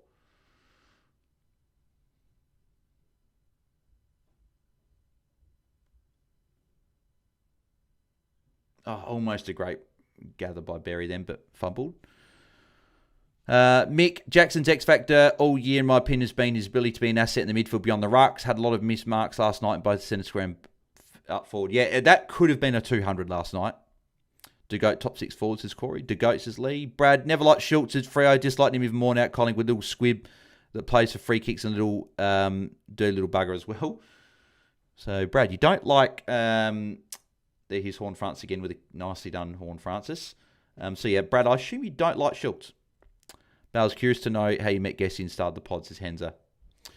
I remember I was just doing Twitter spaces for AFLW Fantasy, and he jumped on a few, and he'd obviously jumped on a few hat chat spaces and stuff like that as well. And I don't know, just got him on the hat chat on the space a little bit, chatting for a bit, and And yeah, just went from there and asked him, did he want to jump on the pod? I thought it'd be a good idea. And yeah, Fantasy Fanatics was born. Jason, is Zach Merritt going to be a top 8 mid by the end of the year? Looks like it. He's looking really, really good and keeps getting it done every week.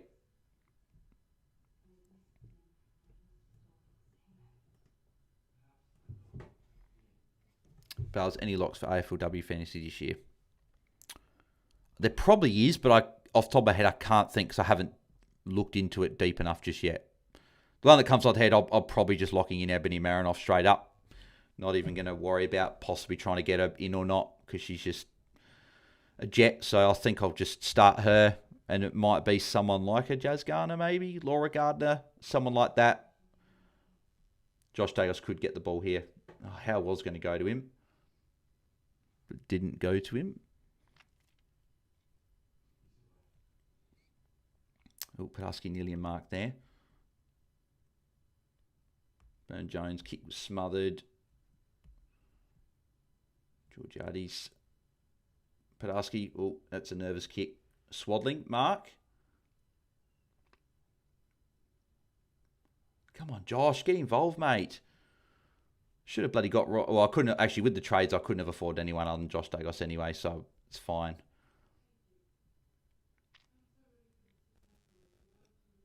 Oh, Nick Dacos, what a gift. Oh, the Port defender literally spoiled it right onto Nick Dacos' boot, and Dacos kicked it through for a goal. That is... How does it happen? So another goal for Collingwood. Nick Dacos with a goal. He's into the 70s already. We still have 3 minutes to go. Lee, Nick's just too good. He is. Yep. Who goes first, Jag or Rochelle? Survivor's my F6. Probably Rochelle. Jag's got a better role. So I'd trade Rochelle first. Rochelle's been good last couple of weeks, but I'd trade him. Still no CBAs. How needs to just go away, says Brandt. Agreed. Could have had both JHF and to go, but need the extra cash to upgrade from Stew and Farrow next week. Oh, well, says Mick. I'll hopefully those upgrades next week can make up for it a little bit. He's going 150, says Lee. What's your current Brownlow pick, says Henzer? Oh, probably someone like maybe Nick Dacos, Bailey Smith, Isaac. Oh, actually, no, probably Isaac Heaney at the moment. It's probably my pick. But Jordan Dawson's making a bit of a later charge. He missed a few games, obviously with pass of his brother and had one game missed with an injury, but could be someone that makes a bit of a charge with some 3 voters. So just someone to... He was $51 a couple weeks ago, Dawson, for the Brownlow. Now he's about $13. So Bont will be there as always, but Heaney's my pick at the moment. I'll tell you some locks. Daisy Darcy, yes, yep, agreed. Emerson, yep, another one, yep. One Blackbook was Western Turner playing defence at training for North, yep, another one, which should be cheap. I reckon one trade I'm doing is Brad Hill to JHF next week, says Corey. Yep, yeah, I like that trade. But yeah, no, Daisy Darcy 100% lock.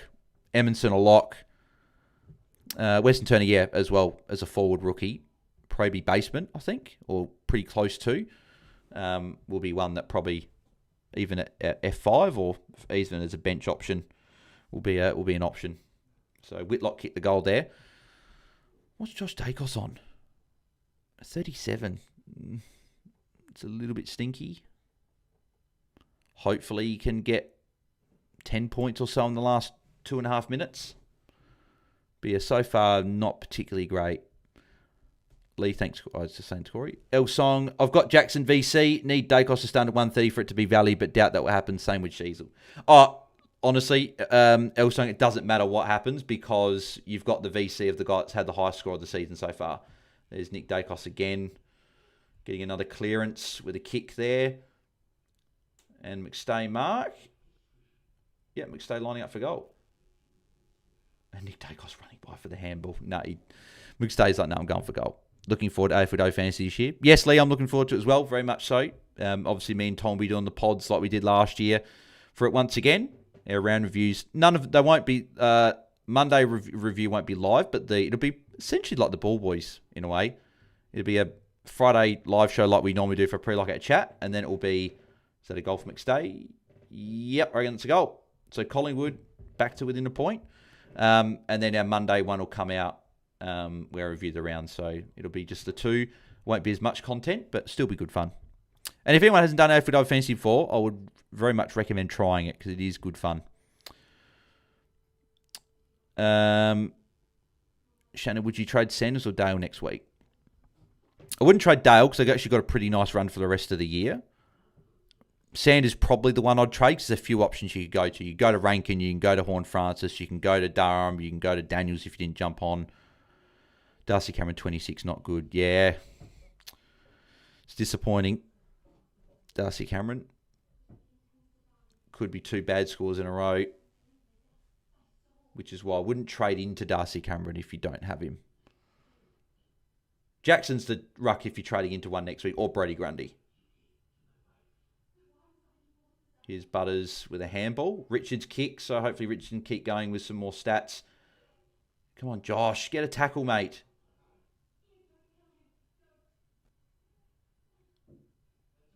There's Nick, got the handball away.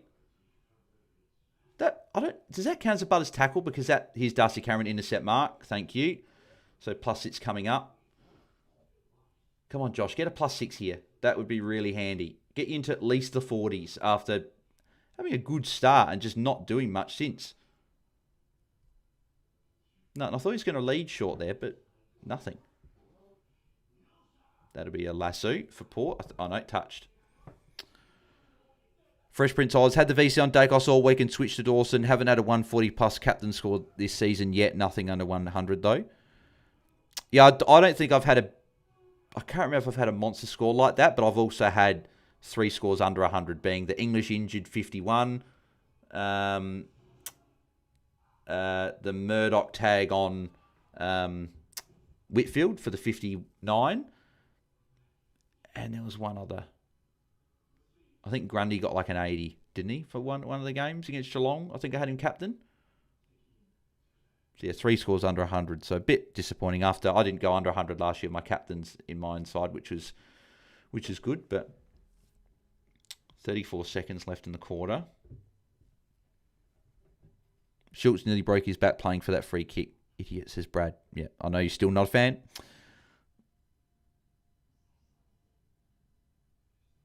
I think that was a Nick Dacos little soccer kick out of there. Oh, Whitlock mark. Porter got to get in quick. Siren's going to go soon. Side bottom intercept mark there. Quick kick to Josh Dacos. Houston, quick. No, Siren's going to go. So Houston +6. So yes, after a good start from Josh Dacos, pretty average second quarter there. But that is at halftime. Would you trade Houston or Rochelle, says Jason? Depends who you would go. Is it like who you going Houston to? Who would you go Rochelle to? That would be my question. That'd be my question. Probably Houston out first because I think there's a bit more distance between him and the top 6. But yeah. Alrighty, let's go through these scores and how we're looking at half time. Got some good scores. We also got a few quiet guys as well. So Nick Dacos on 82. 21 disposals, 2 marks, 3 tackles. Going along very, very nicely. VC would have been really nice. I thought about doing it, and I wanted to do it because I was doing the watch-long. Because I just had this in my head, like, if a player goes 150 one week, they're very rarely are they going to follow it with another massive score the week after. But anyway, Nick Dacos is good to have him anyway. 82. Horne-Francis, really nice as well. 61 at halftime. Jordan De Goey on 61 as well. He's going along really well. Lacoste on 58. Playing on the wing, looking good. Burn Jones, Burgoyne, both on 57. Zach Butters on 51. With a bit of attention still going along all right. So that's for 4 of the 6 I've got, I think, are over 50 at the moment. Houston on 43. Josh Dacos 37. That's disappointing. Bamet's on 36. That's not bad. Darcy Cameron's up to 32. Padarsky 21. Joe Richards 19. So and Swadling's up to 11. And Cochrane's on 2. So it's a few of those rookies and cheaper guys. And Richards not going particularly great. Josh Dacos is disappointing as well. Only to have a 10-point quarter is a bit frustrating. And then Darcy Cameron. But yeah. Yeah, Nick Dacos, 49-point quarter. De Goey, 38-point quarter. Butters, 36. Horne-Francis, 35. So some big quarters from those guys there. But yeah, Josh Dacos is the one that's really not going too great at the moment.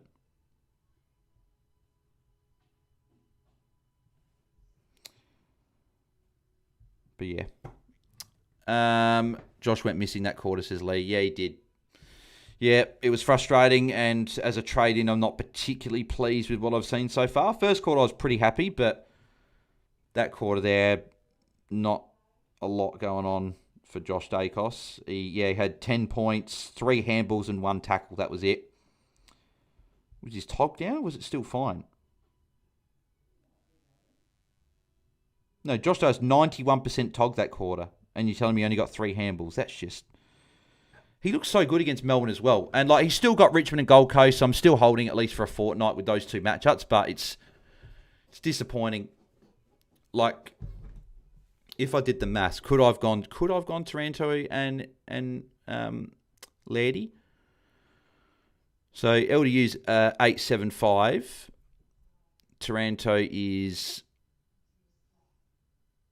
852. So what's that? 23k difference. So 23k add 19. So 42k. Add 42k on top of Josh Dacos is 901. Would that have got me Lairdy? No, I would have been 8k short anyway, regardless. That's fine. So yeah, with the trades I was going to do anyway, it could have been Parker. Parker was obviously the one over Josh Dacos, which maybe that was the play with the fact he goes Richmond and Essendon in the next 2. Maybe that was the play, but I feel like Josh Dacos has got just as good a run. It's just not quite panning out at the moment.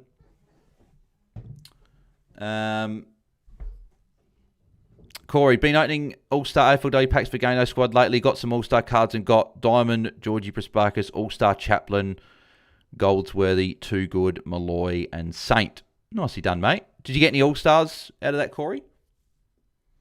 And I do have actually I got a second Mon Conti All-Star. So, mate, if you've got any sort of All-Stars that you want to maybe swap, I'm certainly up to a bit of a swap there. Pure Grunt, I was going VC Nakos, but the boys on here said he's crap v Port. Went Dawson, now Sion She's like most. Yeah, he hasn't been great against Port, but the other thing we've got to remember, and I did say this in the captain's video, that he's a different beast this year, Nick Dacos. So I was happy to go to VC. I probably should have gone there instead of Dawson, but Dawson's just been in too good a form, I feel. And She's against Richmond, I think, should go pretty big. Should. Doesn't mean he will, but he should. Cameron a trade out soon, I think, says King Sultan. Yeah, I think you're probably right. Henza, Dugo been my pick of the season by far. Got him at 674k. Nicely done there, Henza. I could actually go Cameron to Grundy next week. That's something I might consider, but we'll see. I got Dugo, I think the week after you, Henza. I think I got him the week after. So, he's been a great pick. He's going to be over 900k after this week. Fresh Prince Oz is only me, but would you want Nakos to slow down in this situation to avoid the regret? Nah, not really, because I traded him in this week. So I'm just happy I've got him. Well, of course I would have loved the VC on him, right? But She's could easily go the same tomorrow against Richmond. So normally, though, I like when Grundy was on when he got the 160, I was hoping he didn't go as big, so I didn't go the VC on him. But yeah.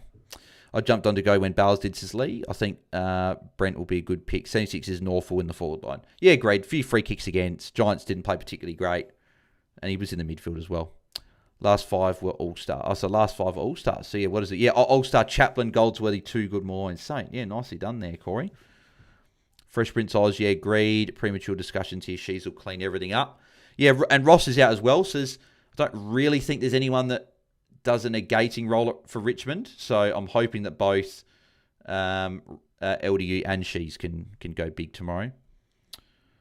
Henza, I really want to get Corey Henright at D6. Why did Geelong keep resting him though? He has to make up some time by doing work experience at St Kilda. I remember Corey Henright was actually a really fun own back in the day. I actually remember owning Corey Henright in fantasy. It was a good time when he was in the Geelong defence. Tick says, love the stream. Would you go Heaney, Gould and Merritt? Thanks, mate. Appreciate that. Heaney, Gould and Merritt.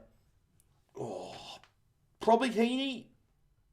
I do expect us to have probably all three by the end of the year. Goulden I'd wait on, so I'd probably have him last, even though he's probably my favourite player of those three. I would go... I think I'm Heaney just over Merritt.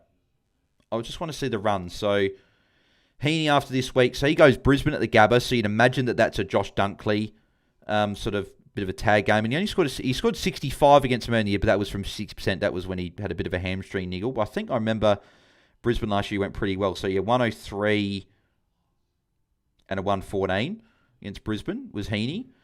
And then so his run after Brisbane, so he goes Bulldogs. It's a good matchup of late. Freo, Adelaide, Giants, St Kilda, Port Adelaide, Essendon, and North Melbourne. So not a bad run, but probably a few tag games in there. Merritt, though, bit of a tricky one with Merritt. So he's got North. He got shut down by Finn O'Sullivan last time they played. You think that could happen again? St Kilda, they've got a few guys that could possibly run with him.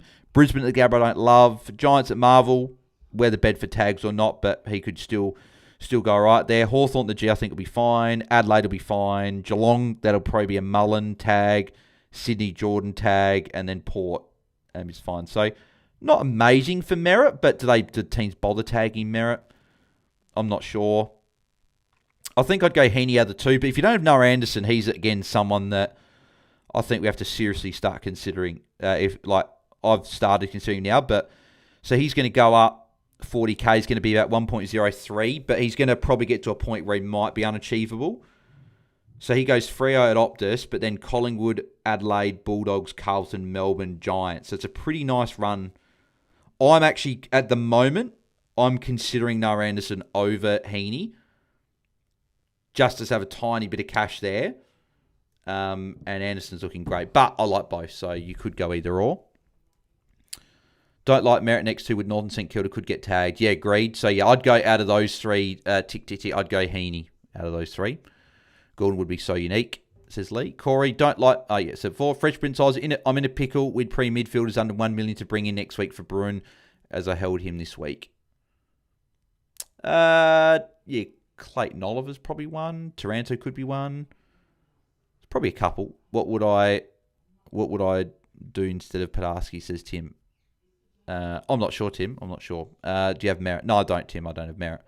Elsong, I got ranking at 717k to go at 687k, probably why I'm 800 overall at the moment, to be honest. Well, congrats, mate. Nicely done. I'm having a very good rank there. And yeah, getting those two at those cheap prices is obviously, that's the key to fantasy, picking up these guys at cheap prices that can go on a run. Like if you picked up Anderson post round 12 bye, even though he had an 80 first week, you'd be pretty happy with that pick. He's at the top 8 mid the way he's going. Put Blakey on to take Hall Kahan's score. Will that score count once the last game starts? Yes, if you put Blakey on field and Hall Kahan's your emergency, that'll count once the last game starts. Anderson or Heaney next week, and Heaney ran 17 for me. Yep, I'm looking at one of those two next week, and then it would be Naz and hopefully a Baz the week after, like go the two. Hall Kahan might be 500k after next week potentially, says Corey. He's reminding me very much of the Tom McCarthy of last year. Like he's putting up good scores. He's going to be really handy bench cover at D6. And yeah, I think I looked at it before. He's going to make about 90-odd K, 93K. His break-in's going to be minus 32 next week. Like he's going to be 400K with a minus 30 break-even. So we haven't had a rookie have that low break-even since, say, Murdoch, right? Murdoch Rechko, when we sort of saw this sort of break-even. So it's huge for cash gen this late in the year. Like Joel Fitzgerald had a minus break-even, and if he went decent today, probably would have been a lot more cash gen, but yeah, not a great score. But if you got Hugo as your last rookie after buys, is that fine? I think it's fine if you've got him and, say, a Farrow Sarong type to loot with. I know he went well, but Melbourne's a great matchup. He could still go pretty well in some matchups, and I think he's still probably safe for a 60, 65. And if you've got a few other guys, and you can go like two suboptimal players to two big dog premiums, then I'd... So if it's saying like, if you could have Baz, Dacos and Hall Kahan, or Walsh, Finn Callaghan, and Josh Dacos, right, I'd rather get Nick Douglas and Baz Smith and Hall Kahan, if that makes sense. Is there a world where we trust Hugo on field post buy, says Henzap? Ideally, no. Ideally, he's a bench guy that you can loop on if need be, but ideally, he'd be on your bench. But if he needs to be on your field for a week or two, it's not the worst, I don't think.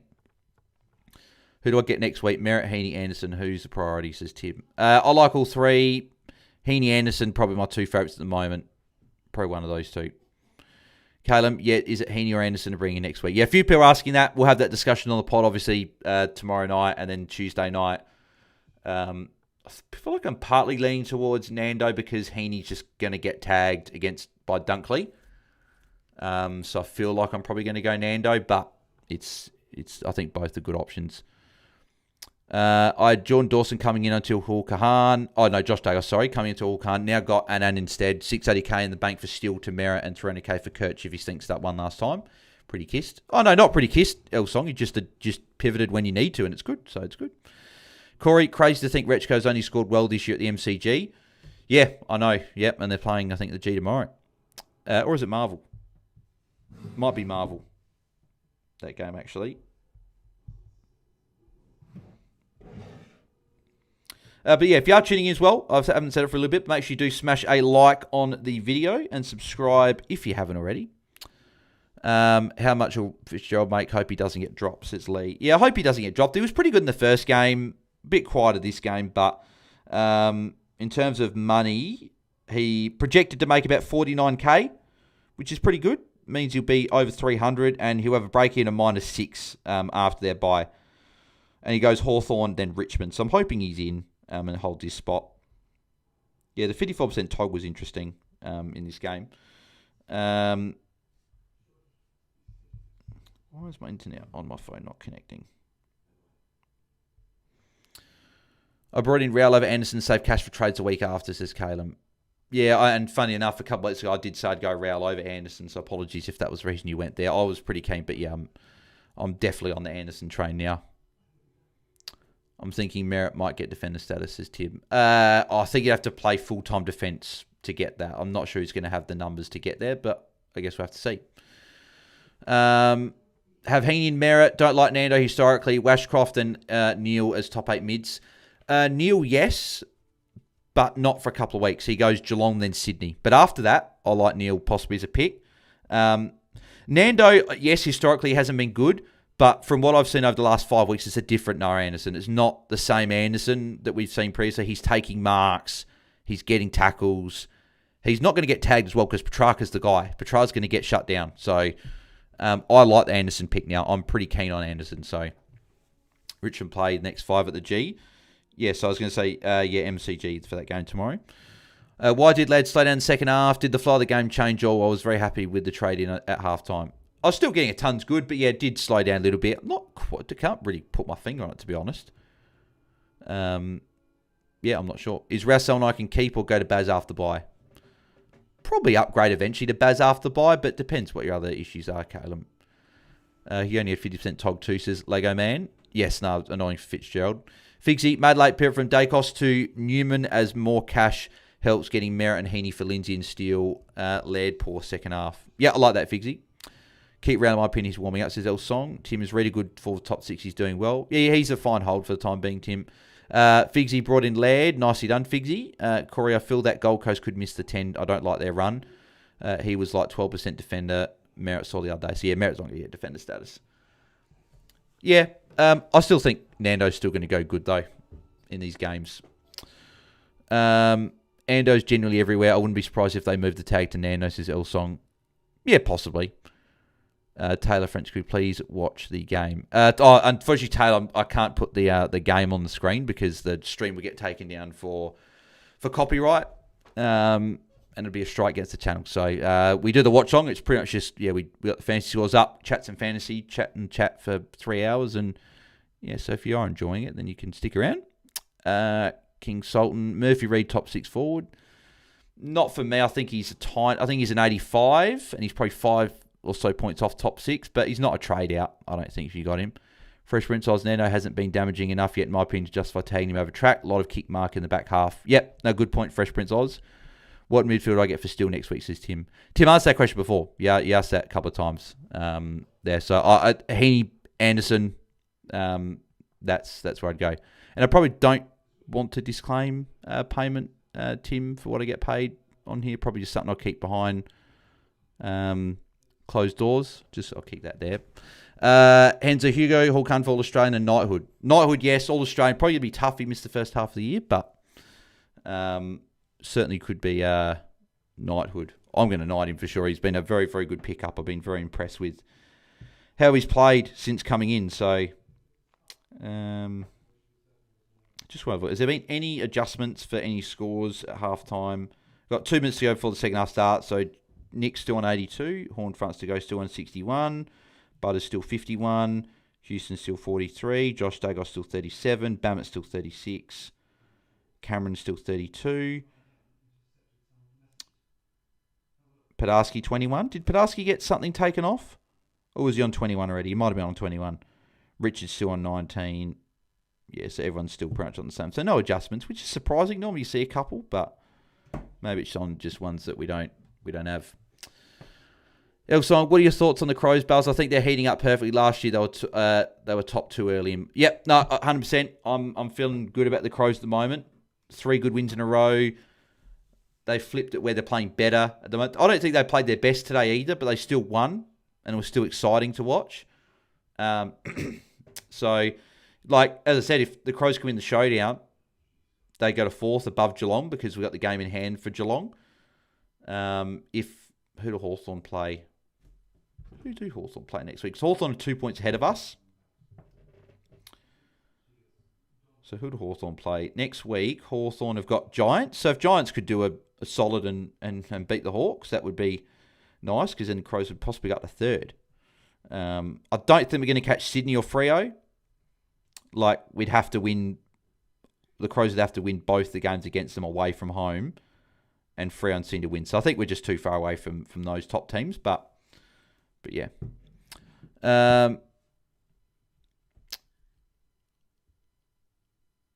Corey, who do you think could win Rising Star?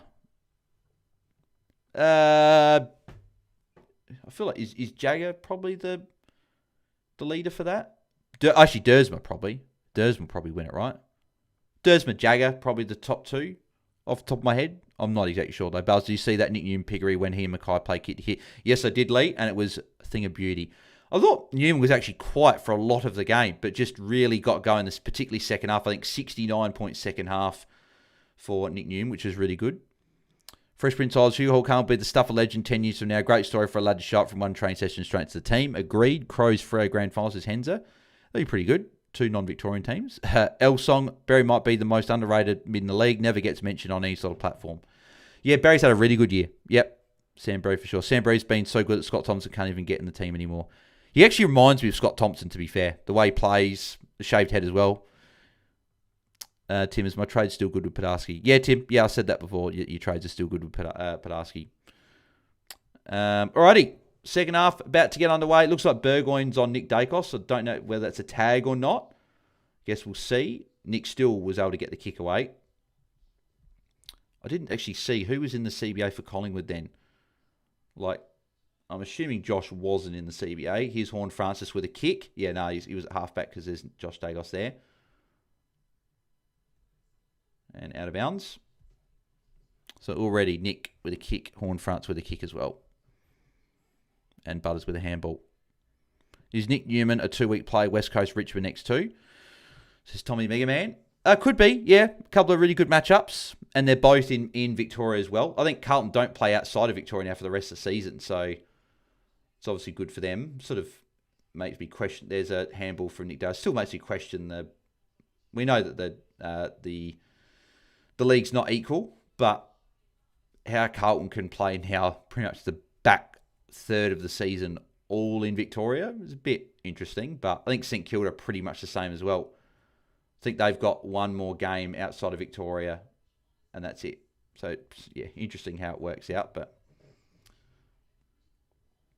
really need Josh to get a few +6s quickly. Punched away from Horn Francis there. Here's Butters. Butters with a kick to Bammett. Bammett +6. Good spoil there from Lipinski. That's a free kick for Jeremy Howe. Got to be, surely. Had to be a free kick for Jeremy Howe, is it? Tom Cronk's kick behind. Is it behind or is it a free kick for Howe? No, it's a kick in. I'm assuming Houston's taking it. Yeah, Houston kick in. Now I'm starting to regret the Josh Dacos trade in, you know. Here's Horne-Francis with a handball. Just isn't, like, he looked good in the first quarter. Just isn't getting involved. But this was the worry, I guess, with Josh Dacos, is that he can go missing.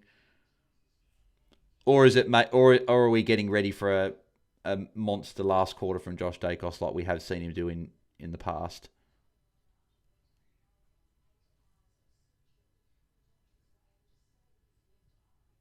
Good mark from Embry there.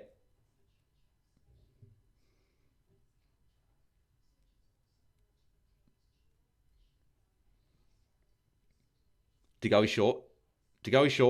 Oh, Membry. Geez, yet completely burnt DeGoey there. Oh, no, he's gone to DeGoey still. So DeGoey +6.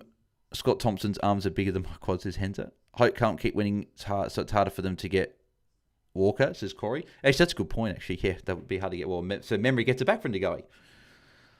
Tommy Mega Man, St Kilda played the last 10 rounds last season in Melbourne as well. Pretty much the same again this year. Yeah, exactly. Shannon, Barron, take Dirksen 70 or take on Cumming? The 70 will count for me this week. If the 70 will count for you this week, take the Dirksen 70. I'd take the 70. It's right on the line anyway, but if the 70 is going to count for you, I just don't see Cumming going over 70, to be honest. So, yeah, I would be taking that 70. Which is a good score from Dirksen with a 70. And goal for Membry. First goal of the quarter to Collingwood. So Nick Dacos, Jordan DeGoey and Horne-Francis continuing on their merry way. Butters also got a couple of touches in this quarter so far. Yeah, really just need Josh Dacos and Darcy Cameron to get going. Like Darcy Cameron's had a couple of points already in the quarter, but he's had minus 19 metres gained, actually, Darcy Cameron in the game. He's had 7 touches. That's interesting. It's just Josh Dacos isn't getting the +6s. Like, he's just not getting them. And to be fair, it doesn't look like they're really chipping it around either. Like, DeGoey's got a few, Nick Dacos has got a few, but really a lot of them have only got 2 marks each. Like, Houston's on 46 and he's their next best scorer after Dacos and DeGoey. So it's pretty much Dacos, DeGoey and not much else in terms of scoring. I don't know what's wrong with Lukosius here again, but he was actually playing well now. They don't know if there's an issue. There's Horne-Francis got the handball away, I think. Nick Dacos got a handball as well. And Horne-Francis with the tackle there. Oh, no, it's going to come back to Crisp.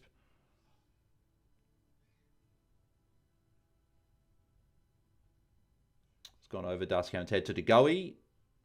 No, punched away. Drew. There's Frampton. Frampton give to Josh. Crisp, no, but Nick got a handball in there. In amongst that. DeGoey nearly. Here's Houston. Houston with a kick. And McStay, good mark.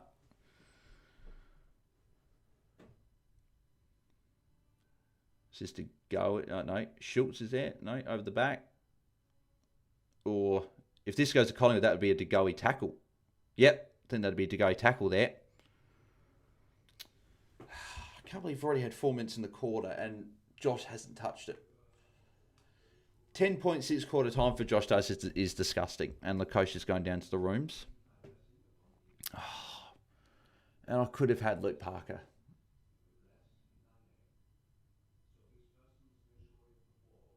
That's really frustrating.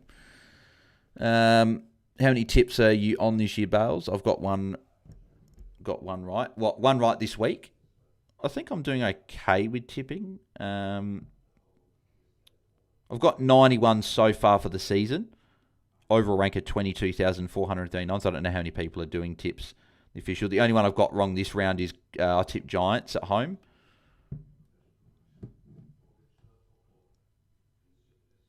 There's Nick Dacos. Not a great handball to Nick, to be fair. Drew was right on him. Nakos is just a freak. Any sort of danger of Port putting some tension in the bloke. Looks like Burgoyne has gone to him, says El Song. Yeah, I think, Burgoyne's definitely doing a bit of a roll on him. There's Horn Francis with a handball. Butters with a kick. Well, Josh Dacos is there, but there's a Horn Francis tackle. Oh, holding the ball as well. Yeah, Horn Francis going along nicely. I thought he was going to chip it then to Butters. Goes to Burgoyne. Burgoyne's got Butters running. He should give it to Butters. Oh, no. He's going to use a decoy and then Georgiades. Horn Francis up to 78 already. Wow. I think Cameron's playing tired due to the newborn, says Shannon. Yeah, that's not... Could actually happen. That could be a reason, Shannon. Henza, the things that's always in the back of my mind with someone like Jacos is if Collingwood are leading, they'll want to control the lead later in the later stage of the season. I'm going Saints over Dogs tomorrow. Not season, match you're talking about. Yeah. Oh, exactly, yeah. No, if Collingwood get in front and they're up by 3-4 goals, they will chip it around maybe in the last quarter, and Josh Davis will get involved with that for sure. So... I'm not stressing just yet. Obviously, it's not great that he's only on 37 now. Is this +6 for... Yeah, Josh does +6 there. So, up to 43. Like, it's not awful. He's still got 14 minutes in this quarter. And if they do chip it, as we said, around... All I'm really looking for from Josh Davis is like a 90 in this game. It's more the next two I'm looking forward to. But if he can go 90 in this matchup, with a little bit wet... There's Butters with a handball. Like, that's probably what I'm after. Jeremy Howe with a massive fist. That's gone straight to Podarski on the 50. There's Josh Dacos. Josh Dacos with a handball. Good. At least he got a couple of touches. Here's Nick Dacos as he runs away with a kick. He's so good. Like, and Membry out the back.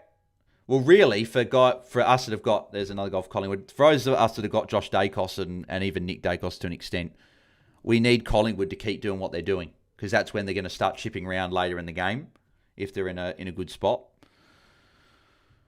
Yeah, you're going Saints over Dogs tomorrow. Who have I gone tomorrow? I think I've gone the Bulldogs to bounce back.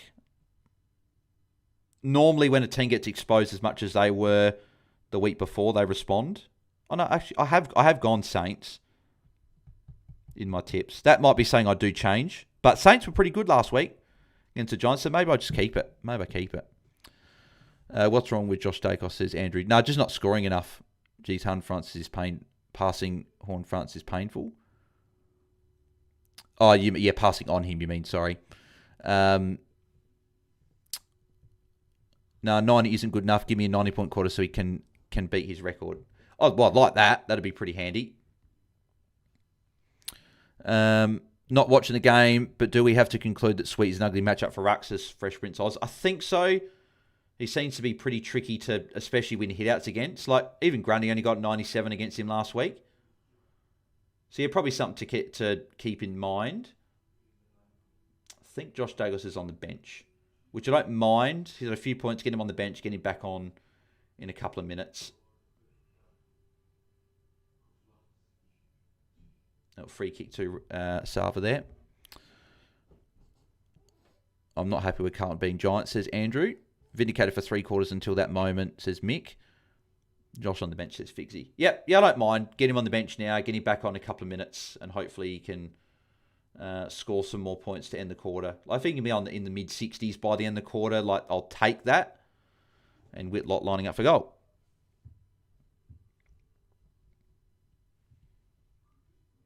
But yeah, like Nick's doing his thing, Horn France doing his thing, DeGoey doing well, Butters is getting going as well. So yeah, it's just really getting, what is it, Josh and Darcy Cameron, is that right? Is it those two I've got? Yeah, Josh 45 though, like he's not that far away from some of the other players there. And yeah, Darcy Cameron's only on 35. It's just not good, is it? Like, I anticipate that will probably drop off for me, but... Yeah, so what? That was interesting. So Lukosius was just running, and that knee has just given out. So that looks like he's out. He's at the back row of the bench. So I think Lukosius is done. Yeah, I think he's done. He's at the back row. He doesn't look like there's any motivation to be... Well, not motivation. It doesn't look like he's come back on. Yeah, he's done. Looks pretty annoyed. Geez, look at the tail of like the... with the Crows and what... North Melbourne passing on the Horne-Francis offer that we gave him meant that if we did do that, there's a handball from Darcy Cameron, meant that we wouldn't have got... Here's DeGoey. We wouldn't have got Dawson in the trade. We wouldn't have drafted Rochelle. We probably wouldn't have been able to afford Rankin. It's just crazy how that's worked out. DeGoey got a kick in there as well, by the way. So Nick's just getting some attention at the moment. I think he'll be fine. Maybe just some restrapping on the ankle. Or maybe just some rubbing, possibly. I'm not sure. He looks pretty relaxed, so I think that's just... There's a kick for Darcy Cameron. Did he get a kick away? Horne-Frant's got a handball in there. Swaddling, that was nicely done.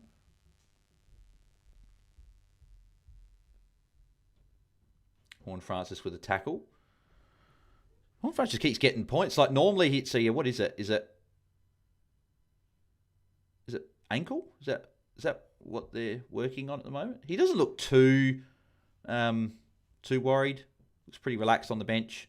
I think you would be considering how well he's going at the moment, but just, yeah, something to, I guess, we'll keep a little bit of an eye on. There's Bammett. Yeah, I think Bammett's the one I'm liking at the moment. He's looking pretty good for Port. Having some good moments. So he's someone that, for downgrading too, for example, if Herbert's not to be there, he's probably the one. All right, let's get Josh Dacos back on. Or let's get a goal so we can get Josh Dacos back on. And Nick as well. Oh, it's a dangerous kick. Quayne's marked the date. There's Swaddling. +6 for Swaddling.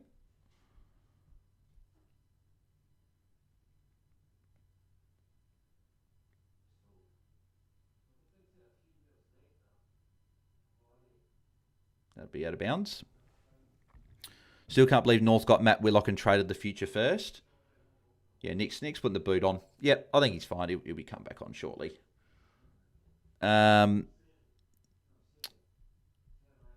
Cottrell harmonica was actually so bizarre. Yeah, it was bizarre, but it was quite funny as well at the same time. There's a hit out for Darcy Cameron, a kick for Horne-Francis there. Joe Richards handball. Richards another handball in there. Oh, sweet. That'll be a tackle for Darcy Cameron. We take that. Any points for Cameron's good. Cameron's starting to get a few points now. Hopefully keeps going. I think he'd be into at least the 40s now. There's DeGoey. Got the handball away.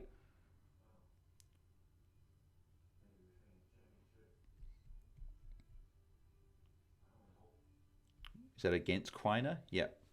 Thought that might be the case. Nick Dagos doesn't go off and is actually insane. 94% Todd currently. That's one spell of 3 minutes. Yeah, and that means he didn't go off at all in the first quarter then, if that's the case. Here's Bammett again. No, spoiled away by Houston. Darcy Cameron with a handball. Out to Schultz. 9.5 minutes, just under 9.5 minutes ago. Here's a +6 for DeGoey. And McCreary, no. So be Alir. Or he's run straight out. That could be deliberate, you know. Geez, haven't paid it. Interesting. Luke, another injury, says Song. Yep, no, we saw it just before, unfortunately, for him. Yeah, it looks like Nick's about to come on. Josh Dagos waiting to come on as well. So hopefully a goal can happen from here. I don't like the fact Gordon English are on the same buy and the fact there are 2 new premium options on around 16th Milo, says Fresh Prince Oz. Yeah, and that's why Darcy Cameron's probably just hold for another week and then we just upgrade to one of those guys post the buy. Grundy's the one, if you don't have him, you could move to him. So yeah, I just want to have a look at, so Nick Dacos, so his TOG in the first quarter was 85%. Second quarter was 100%. And then the third quarter, obviously, he's been off a tiny bit now. So down at 68%, but obviously he'll come back on to go with a handball there as well. The ball's just being stuck on this side of the ground now for a couple of minutes. This is frustrating while the Dacos brothers are still sitting on the pine. Come on, let's get someone get a goal. Don't really care who kicks the goal. Let's just get these rotations done. There's Swaddling. with a kick going towards De Goey and Horne-Francis. Neither mark it. Horne-Francis, nothing there. Ball up again. Why is there so many mid-rookies lately rather than other positions, says Corey? I guess it's just what's happened, right? I think that might have been a Cameron hit out.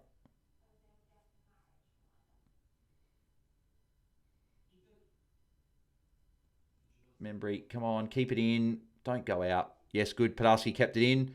Membry hit the belly of the ball there. Oh, that hasn't gone out, really? Or is it a free kick to Schultz?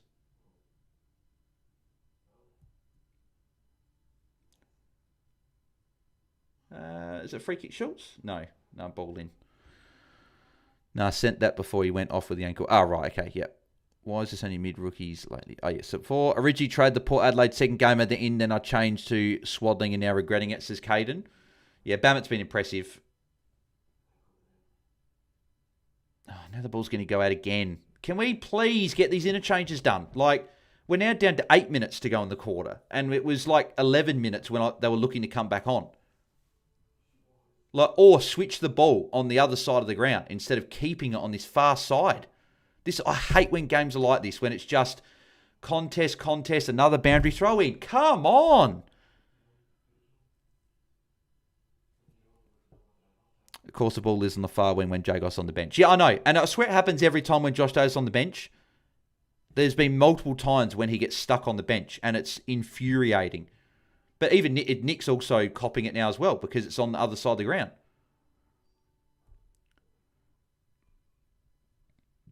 So, what is it? So, Josh Dacos has been on the bench. So, Butters has been on the bench for 6 minutes. Nick Dacos, 6 minutes. Josh Dacos, 8 minutes. Like, seriously, why is it so hard to just switch the ball to the other side or someone just kick a goal? Buller, that's, you pay, oh, geez, I'd nearly pay that. And a Sava intercept mark. Oh, no, they have paid to Buller. Okay, so we should get the interchanges now. The fact it's been so long, we'll have these guys come off and these guys come on. 10-minute bench stint, says Lee. Need Butters back on. Yeah, well, they'll come on now, but they're going to have 7 minutes now in the quarter. So it's still a bit of time, but could have been close to half a quarter. Bale's is granting an option for next week. He never does well against Brisbane. Probably not next week. Like, Darcy County against Richmond could be pretty good next week. But yeah, probably like soon could be an option. I still think round 17, if you're trading Cameron, would be the first week I'd look at it. Freshman odds. Don't want to jinx him, but I'm a bit concerned by Dacos high tog, too high for me personally week after week. Oh, but that, I guess it's just, he rests forward. Like, he's one, instead of going off, he'll, like, in the second quarter, he played 100% tog. Instead of him going off, he went forward for 5-10 minutes. There you go. Both Dacos Butters are on. Butters is on as well. So we've got these interchanges on, which is good. About bloody time they did that. Now we just need, hopefully, them to rack up now in the next 5 or so minutes. Because now we're down to 6.5 minutes. That's gone about 5 metres, that kick. Horne-Francis +6. Geez, Horne-Francis is doing really well. He's up to 90 now. Josh Lai ignored Butters then. Butters is pretty clear for how taking the mark. Please, is there a Dacos brother in the vicinity?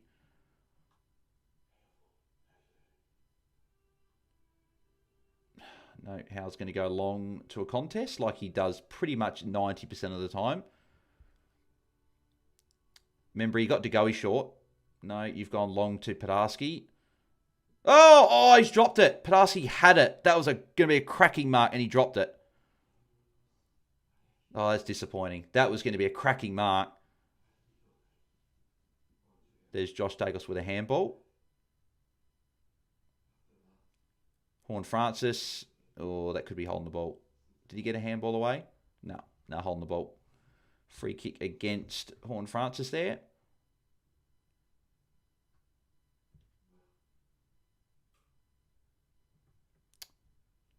Come on.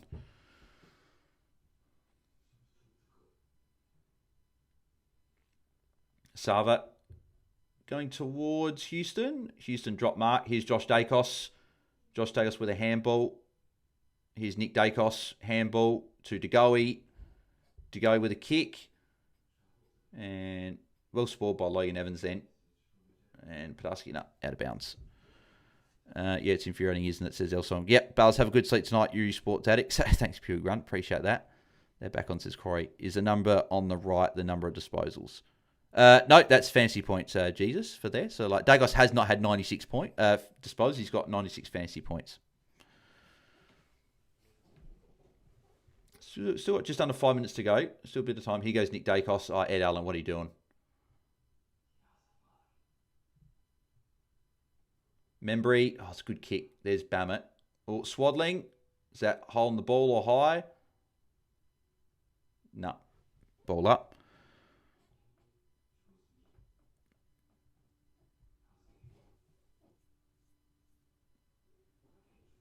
Here's Swaddling. Oh, he had Josh Dacos for a handball. But he's kicked his first goal. Has he kicked his first goal? Yep. Goal for Sam Swaddling. His first goal in AFL footy.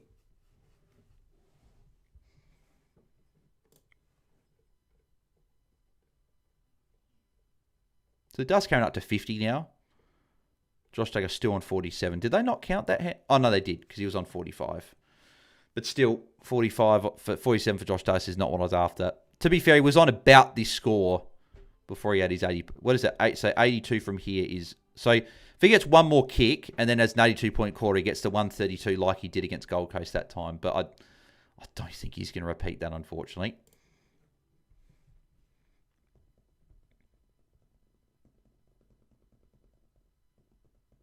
Eight disposals for Swallowing this quarter as well, says Corey. Yeah, he's been much better this quarter. Josh Day was nearly choking him out there. Pretty happy with the goal, but maybe he's thinking you should have passed. There's Butters with a kick. Nick Dacos will probably get the tackle here if it goes to Lipinski, which it does. So, yep, that is a tackle for Nick Dacos. Got Josh Dacos short. Josh Dacos short. What are you doing? Still side bottom. He's got Josh. No, he's not going to go to him, I don't think. Go to Josh. Short, steal. Steal, go to Josh short. Josh is short. Who's that? Harvey Harrison? Oh. Josh Jones just doesn't look hungry at the moment. Just doesn't look hungry to get those disposals. There's McCreary. There's Harvey Harrison, which is probably where Josh Jones should have been. Oh, that'll be high against Ram. Yep. Free kick. Cameron, what was a shit trade in, says Max. Yeah, he's been a bit better this quarter so far. Oh, no. Asalva's down grabbing his knee. And he looks in a lot of pain. That could be a bit of a serious injury, I think. And that's McKinlay as well. Oh, what's happened here? So 2 Port players have gone down. So McKinlay can't put any weight on his left leg at the moment. And Radigalia is down grabbing his knee. Todd Marshall's also limping a bit here. Geez, this is carnage. So 3 players. So Marshall's gone back. So what's happened to Radigalia? So Marshall's grabbing his ankle. What's happened to Radigalia?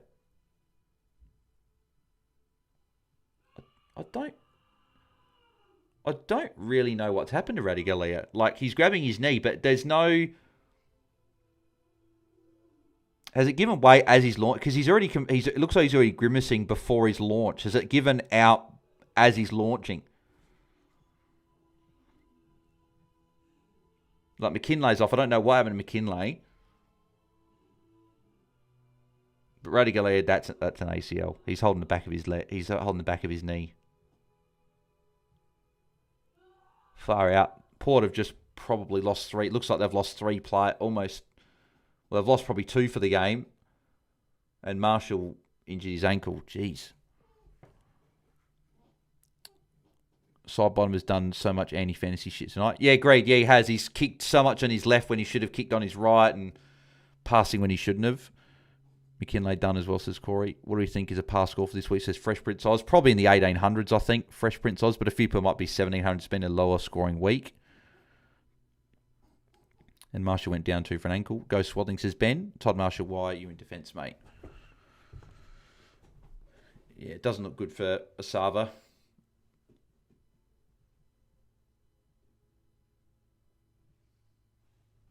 This is a huge blow for Port, says Dylan. Yeah, it is. Yeah, if Asava's out, he's been actually playing really well in defence.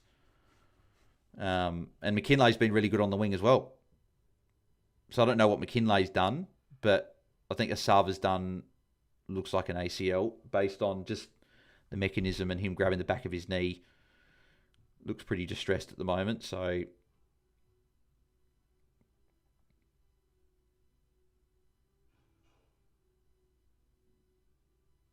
it's never good, even no matter who it is, when you see players go off with an injury like, especially a serious injury like that.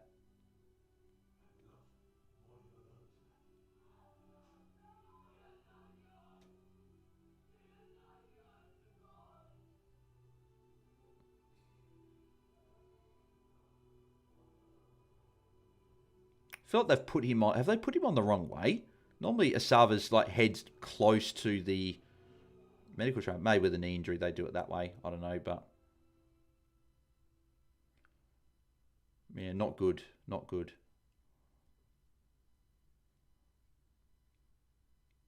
I don't know what McKinlay's done, but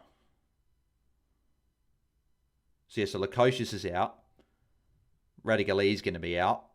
McKinlay's in a bad way, and Marshall probably going to stay out there. But yeah, geez, they've got. So at the moment, it's that McKinlay probably. I don't know if he'll come back on. Radigali definitely won't come back on. Lukosius won't come back on. So they've got Cochrane and Berry at the moment as their 2 guys on the bench. Yeah, it's not good. Not good. I hate to say it, but that might be curtains for Radda's career. What a Stewart he's been for Port back there, says Elsong.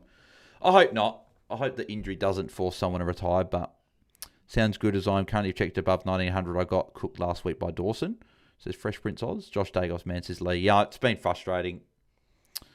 Really wish I didn't trade him in, but he's got Richmond next week, then Gold Coast, so the hope is he can bounce back. But imagine if this is the end of his career, says Dylan. I hope not. Collingwood have most definitely won the game now, says Henza. I wouldn't. They're any good. Obviously they're likely to go on 2 from here, but we have seen teams rally with some injuries and get the job done. Looking at Josh Dagos into Holmes and Lindsay into Fonte and Watson to Rankin. I wouldn't be trading to Max Holmes. He's got the bye next week, Andrew. And I wouldn't be bringing in Fonte. I don't mind the Watson to Rankin move, though. There you go, Schultz lining up for goal. Best before expiration. Missed the comment earlier, so I'll post again. Nank in this week, Bales. Nank and Bolter combo may not be as easy as just Nank on his own for DC. I feel like with Nank in, I don't know if Bolter will be there in the ruck, because Nank will be the ruck and then I'll just get someone to chop it. I think Bolter will just go back to defence, but something to watch tomorrow with Nank back in against Cherry. So Schultz with the goal. 3 minutes, 4 seconds to go in the quarter. Nick Dacos has hit the ton. De Goey on 90, Horn Front's 87. Butters 67.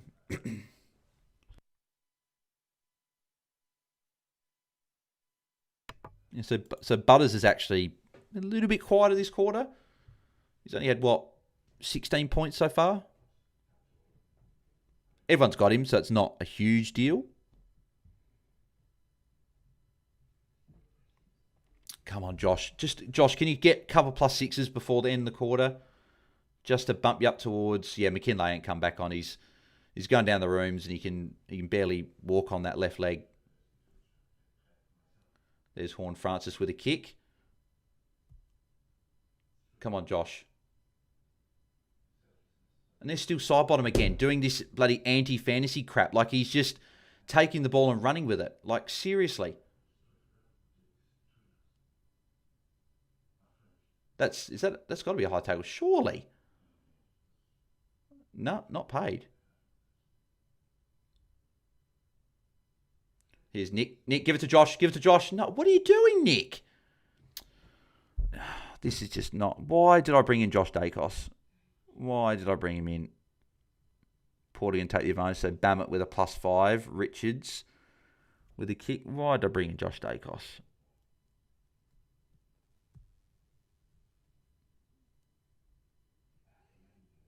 He did not mark that then. That hit the ground, didn't it? Joe Richards current for a +6. So this is what I want Collingwood to do. I want Collingwood to chip it round, not Port.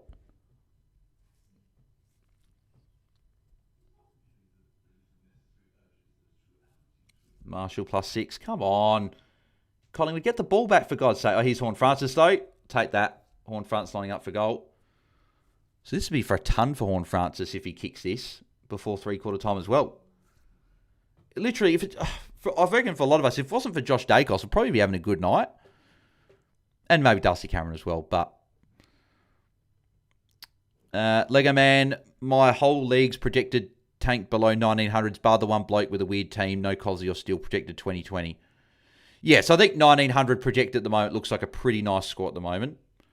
True, but Nate can't jump. Agree, it's a watch, says Best Boy. Yep, agreed. Generally would have been happy with these scores from Jordy going Horn Fronts at full time, says Henzer. Yeah, yep, I would have been as well. And he's missed it. Please, Josh Dacos, kick in. Please, please, please. Or if not, a Josh Dacos kick in. Kick to him. I don't know if he took the kick in or not. Didn't have enough time to look and see if he took it. He might have. I've got no idea. Which is why I know, like, regularly want to see how he's going. So Nick Dacos with a kick, and DeGoey has marked it. What a kick for Nick Dacos. What a mark from DeGoey. Yeah, I've got no idea if Josh Dacos took the kick in. And DeGoey's played on, and he's hit the goal. I actually like that. Get another 30, got 30 seconds now instead of the time running out. So did Josh Dacos take the kick in there? No, doesn't look like it. He's still on 47. Probably would have been Jeremy Howe probably then.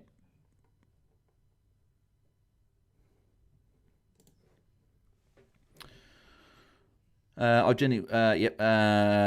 AFL Nation on X said Radiguli could be dislocated kneecap. Yeah, that was the other thing I thought about, but then he held the back of his knee, so... Fresh Prince Oz, I was looking at Jacobs myself, but need to see the midfield time first, so went for your boy, Lairdy. Yeah, I wish I went Lairdy. Thank you, Best Before, for the super chat, mate. After going KFC Mountain Dew freeze on me. Thanks, mate. Appreciate that. I have got dinner sorted for me after. Just got a frozen pizza, but appreciate that, mate. I'll have to get a Mountain Dew freeze at some point. That was a hit out for Darcy Cameron. Tackle for Horn Francis as well, and holding the ball. Horn Francis, yeah. So Horn Francis, DeGoey, and Dacos have all turned up. And kick for Zach. So Zach Butters all of a sudden also is on 70. Oh, because he got a kick and then a +6 here. And Marshall line up for goals. That's going to be the end of the quarter. So everyone is going well except bloody Josh Dacos. Seriously. Arakan, I reckon that was a patella dislocation. They're making sure he doesn't straighten the leg. Yeah, that's probably a good point, Arakan. So it could very much be that. Collingwood aren't chipping it at all, says Lee. I'm hoping that they're up by 28 points at the moment. Even if Marshall kicks the goal, it's 22 points. Hopefully there's some chip in the last quarter and Josh can get himself to it. And it's annoying, right? Because even if he gets to an 80, that's just what Josh Dacos has been doing most of the year.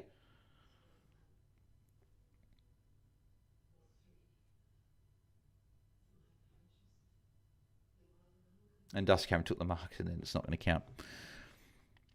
Josh Dacos out, says Roy Thompson. Well, I hope not, because I've just traded him in. Not for the next 2 weeks. Not with Richmond next week. And depending on what he does against Richmond, we reassess. But then he's got Gold Coast, so hard to watch this as a DeGoey non-owners is ZH. Yeah, he's been very good tonight. DeGoey now has to be a top 6 forward, surely. Yeah, I think him and Horn Fronts are both top 6 forwards. So...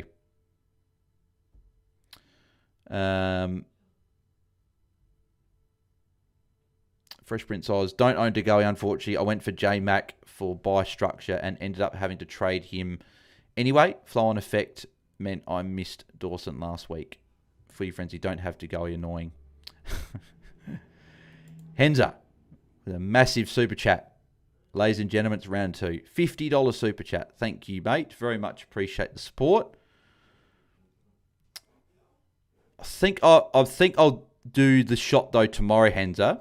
And I'm not trying to get out of it. The reason I'm saying I'm doing it tomorrow is because more people are watching. Because there's not as many on tonight. So maybe people won't see it right. Whereas I think if you want me to do it tonight, I could do it tonight, but I feel like there'd be more people watching tomorrow. There'll be like Sunday's our biggest show, so there'll be more people seeing it, right? But you are the one that donated, mate, so you probably can tell me when to do it. Don't have to go any annoying, says Footy Frenzy. Cameron and Josh Dacos stinking it up. Tomorrow's fine, says Henza. So Henza says tomorrow. All right, we'll do it tomorrow. Yep, I'm locking it in. We'll do it tomorrow. I'll lock that in. I'll make sure I write that down, Henza. But I'll assume you probably tuned anyway and you'll remind me. So, but no, we'll be doing it tomorrow. But Henza, thank you, mate, for the super chat. Appreciate that. Very lovely gesture, Henza. Solomon says Fresh Prince Oz. Yes, no, Henza's a good man. Beautiful. Alrighty, let's get stuck into the scores from at three-quarter time. So Nick Dagos 105, obviously going on very nicely. Horn Francis 104, also going on very nicely. And then Jordan De Goey 102, going along well. So all three have turned up, which is amazing. Zach Barr's on 76. It's been a bit of a tag. He's going okay. Houston's on 60. Dust Cameron's on 53. Bamet's on 53. Richard's on 51 now, considering he's on 19 at halftime. It's a good quarter. Josh Dagos 47. Swaddling's on 45 now. That's not too bad. Todd Marshall 35. Podarski 25. Cochrane 16. Yeah, a few rookies stinking it up at the moment. But if you look at the Collingwood team, right, only De Goey and Dacos are over 60. You got Houston side bottom Membry on 60. Howe 56, Cameron 53, Quainer 49, Josh Dacos, Schultz 47, Lipinski 46, Swaddling 45, McStay 44, Long 42, Crisp 37, Buller 36, Allen 35, Frampton, 34, Harrison 29, Steele 27, that's Rowan Steele, Podarski 25, Perryman 24, McCrew 13. So some really bad scores from Collingwood. Like as a team, they're just not scoring. Like 2 players over 60 at three-quarter time is bad. So I'm hoping that corrects itself and Collingwood end up having a lot of points in the last quarter if they're up by a bit. And that would mean hopefully Josh Dacos will be the beneficiary of that. But I guess we'll see, right?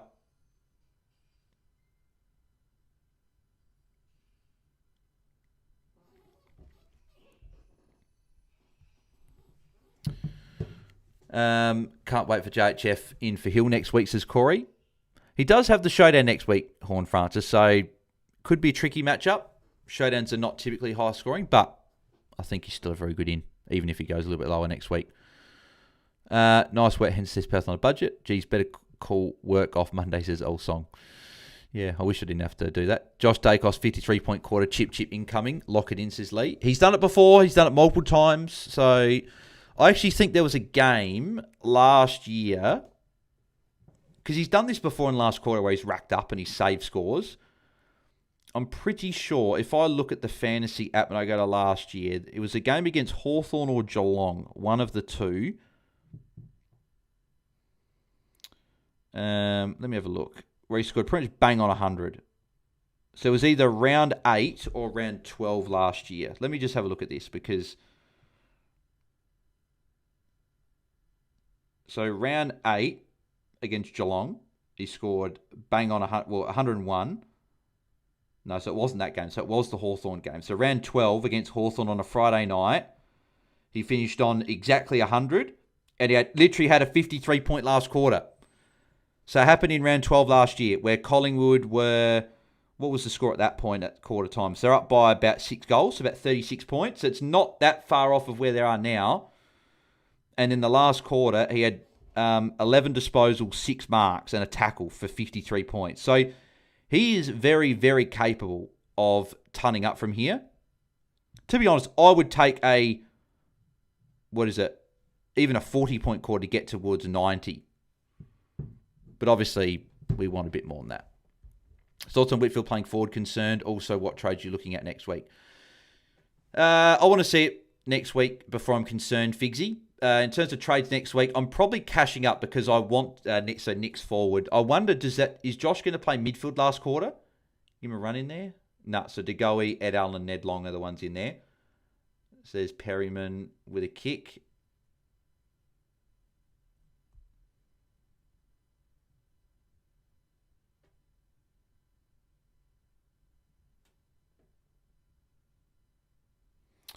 What I was saying.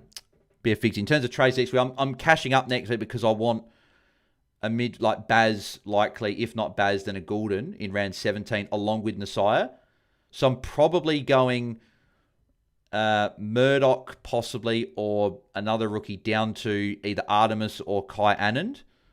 Rechko down to Herbert, and then Steele will go up to Heaney or Noah Anderson. With the, as I said, with the me trying it. There's Josh Dacos. Nearly got pinged there, but he didn't, thankfully.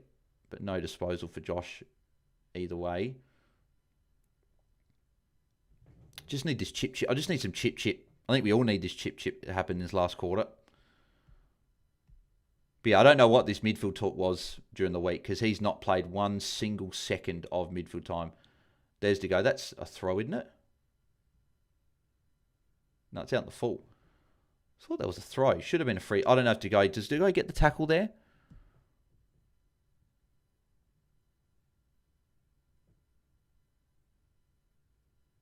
Oh, I thought Quayne was going to go to shorts of Josh Dacos then. Collingwood just don't look like they want to chip it either. Like, it's just constantly going to the longer option. And Georgiades free kick. I don't think it's going to happen, to be honest. Figs, I want to see Whitfield next week for looking at that. Best for round 10, I bought in Zorko and DeGoat. Zorko destroyed my season as no one had it when he went down. DeGoat has been doing his best to try and save it. Yeah, he's been fantastic. We'll take an 80 from here, Josh. Josh is also going to get suspended for choking poor old Sam Swadling. McKinlay, an ankle injury, they said. Yep. Andrew looking at Sicily to Holmes, Farrow to Cook, and Watson to Rankin. I wouldn't be trading into Holmes. Andrew's got the bye next week. And Georgiades missed. And Jeremy Howe, typical with the kick in. At least kick to Josh Dacos. Yeah, he's got him there.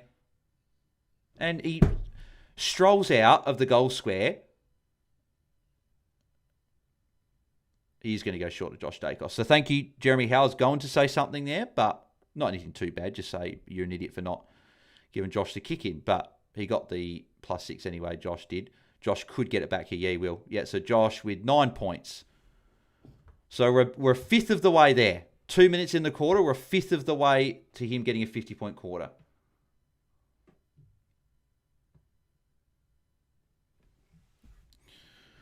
Heard he was trained defence at train the other day, says Corey.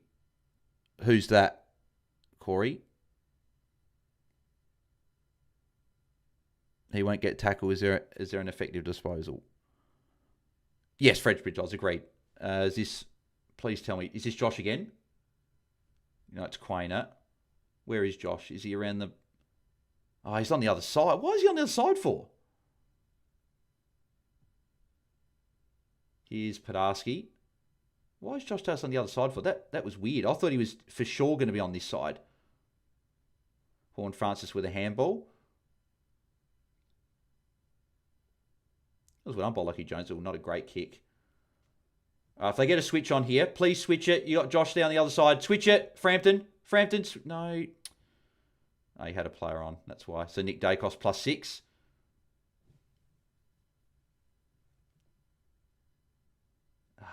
Go the handball to Quainer. That is awful kick. Straight to Josh Lye then. So Butters with the kick there. One more quick +6 for Josh Taezer. I'll start to get a bit excited that he might be able to have a big quarter, but we've got just over 16 minutes to go. Oh, Durden. No, smothered. Marshall. That will be a behind. So Howe with a kick in. As a Pies fan, I had Dagos in my plans. But how can he play mid with Nick, Pendles, Bow, DeGoey, Long, Swadling, Anderson, sometimes Crisp? There's no room for Josh and loss of Maynard defence. Yeah, that's a good point. Maybe when Maynard comes back, that could be something to watch.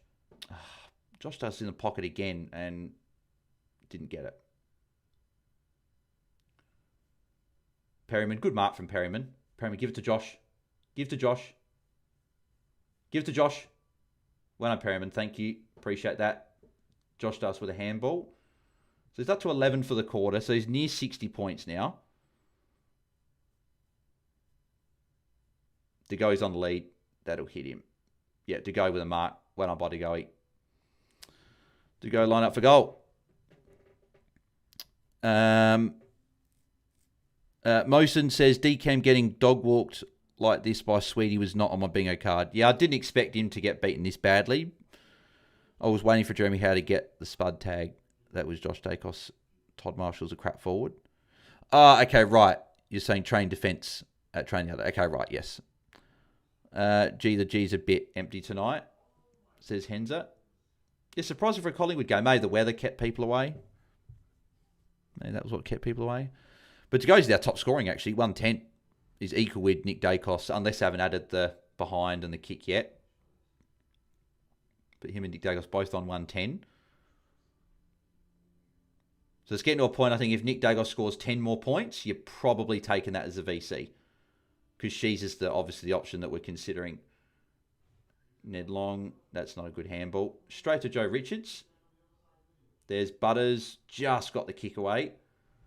There's Bammett with a handball. Burgoyne. Josh, get the tackle. Josh, get the tackle there. Oh. And Lipinski. Lipinski can't go through the goals. Where's Josh? Josh is short for it. Josh, go to Josh. Go to Josh. What's he doing? Oh, it's behind. So there's Nick. And they're not even going to use him. There was an easy chance to use him there. Go back to Josh. Go back to Josh. Go to Josh. Schultz, you don't have to go forward. Why? And let's kick to a one-on-one. Makes no sense. When you had a chance to bloody kick and waste a tiny bit of time and you decide to go long to a one-on-one contest. It just doesn't make any sense to me. Is that Josh Dacos? No. So there's Darcy Cameron. Is he going to get some points here? Yeah, handball for Darcy Cameron. There's Tommy Cochran. Marshall with a kick. Good spoil from Frampton there. Give it to Josh. There's Josh. Josh gets the handball. Give it back to him. Yep. So Josh a handball and then a kick. Oh, geez, that's dangerous. Perryman did well there. So Josh he's probably near 70 now. So 63. I don't know, I think that's at the handball and the kick. So 63. So I guess we'll see how he goes from here. There's Nick with a handball. Here's Josh with a kick. So Josh is making his way towards 70 now. Here we go. He just hasn't got the marks to... Or not, that's not a good... Oh, no. Harvey Harris to win the mark line out for goal. Bad day to be a Cochrane owner, says Weesey. If I've said that correctly. Yeah, no, he has been a bit quiet. Looking at doing Sicily to McCarthy, Farrow to Cook, and Watson to Rankin. I wouldn't be getting McCarthy either, Andrew. And I don't know if I know Sissy had a bad game, but I think there's probably bigger issues in your side. And I wouldn't be trading in Braden Cook. I love Cookie, but you're not trading Cook back in your side.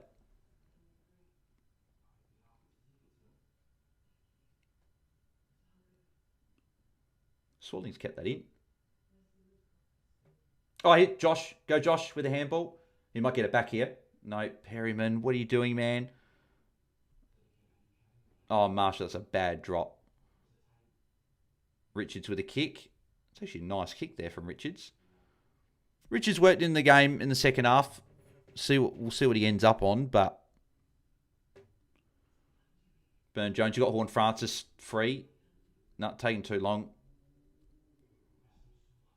So switching it. 11.5 minutes to go. Still plenty of time. Here's Horn Francis for a +6. That means he goes over the 110. He's been good tonight, Horn Francis. So again, it's continued the trend. When he takes over 3 marks, he scores 80+, and he's taken 8 so far. Frampton intercept mark. Oh, please, is Josh around this place? Like he is, but he's not in a position to probably get it. Here, so yeah, Nick wrapping around for the handball receive. So Nick with a kick. So Nick moves to 117.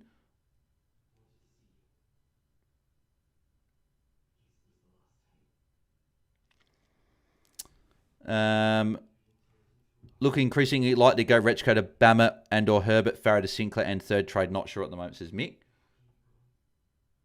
Oh, close here. There's Josh Does again. Josh Does with a handball. He might get it back here, you know. Swaddling. Yep, here's Josh Does actually starting to rack up. Here we go. Got the handball.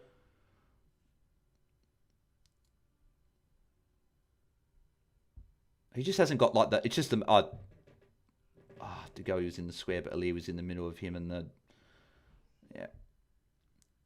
Geez, Bully, you've got what's his name there? Rowan Seal. Josh has to have beef with everyone because why would they rather kick to a contest than to him? Yeah, exactly. So I want to go up to Josh. How loose is Henzer? Best before. Bales, do you think some content creators have been talking porky pies the past few seasons? Not saying you, mate, have 20 plus content creators as foes. It is surprising half the field is 20k plus. I honestly think it's just been a very, very different year. Like, we haven't had two players averaging about 100. Well, really, actually three players. We haven't had three players at this point in the year averaging over 115 for a long time and putting a distance on them and the next best mid.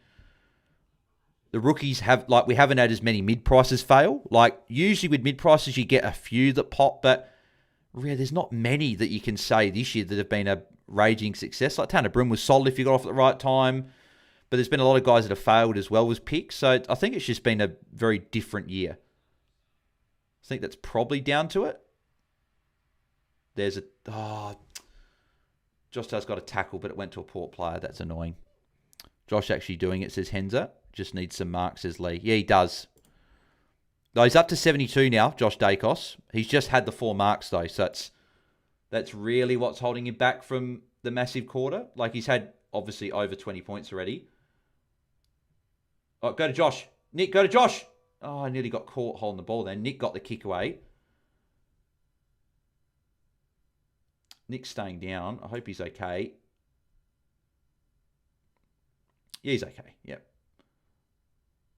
Ned Long handballs it. There's Rowan Steele. Come on, Collingwood, let's get some chip going. There's Podarski with a kick to DeGoey. So DeGoey's just, I think, resting forward now. He's done his work in the midfield tonight. So DeGoey lining up for goal. Why have I got a feeling that Josh Does is going to come for like 5 minutes to go, and then he's going to stop and he's not going to score any more points.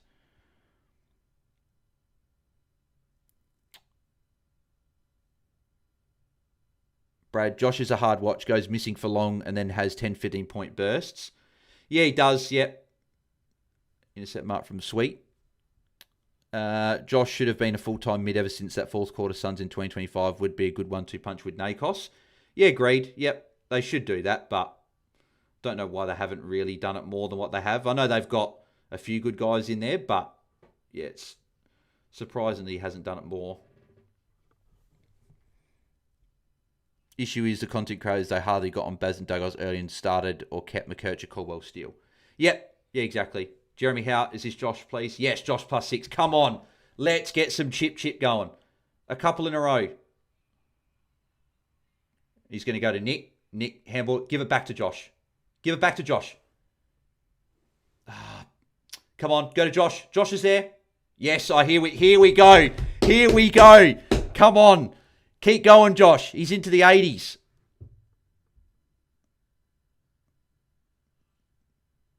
Here we go. Collingwood are in chip mode. Come on, Josh.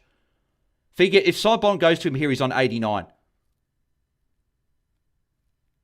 Sidebottom, is he there? No, he's going to go long. Why? Why ruin it?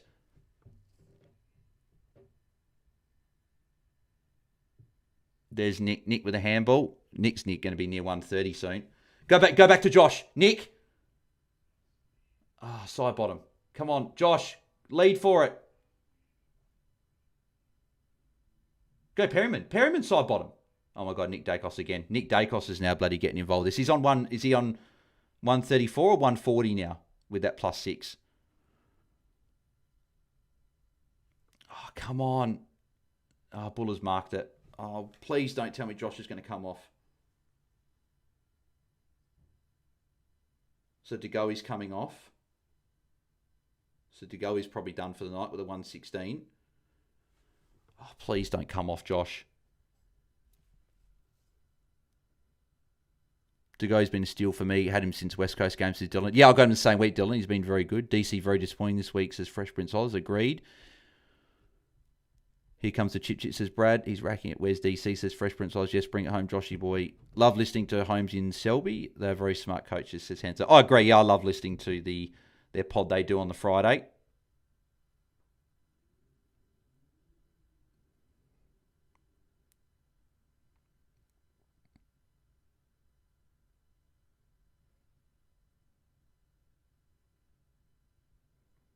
So Josh Dagger still on 100%. So Perryman, Degoe, Swaddling have just come off. And Long only a couple of minutes ago. It's crazy that if Josh Dagger gets one more +6, he's on 90 for the game.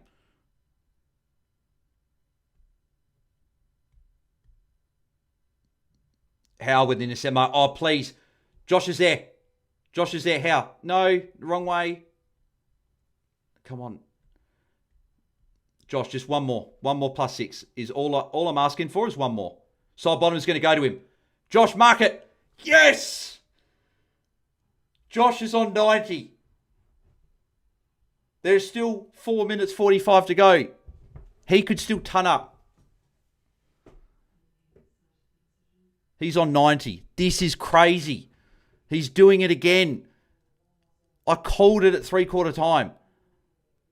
He did this against Geelong last year. He was on the exact same score. He was on 47 and he's now, nearly doubled his score in a quarter.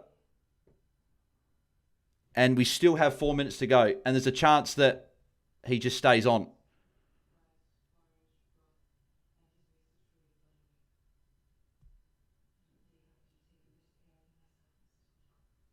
And boundary throw in. I was actually ranked about 50 spots ahead of Holmesy at the start of the round, says Henzer. Nicely done. Is DC a trade now, says Mosen. I'm probably holding for one more. He's got Richmond, but maybe after. Best of all, first 7-8 weeks, when every single Primo got injured was a nightmare. Some people trade into other Primos who got injured the following week, double wax. Yeah, that was another thing, right? The sideways of premiums. Some people went into a Prem that got injured. There's a tackle for Butters.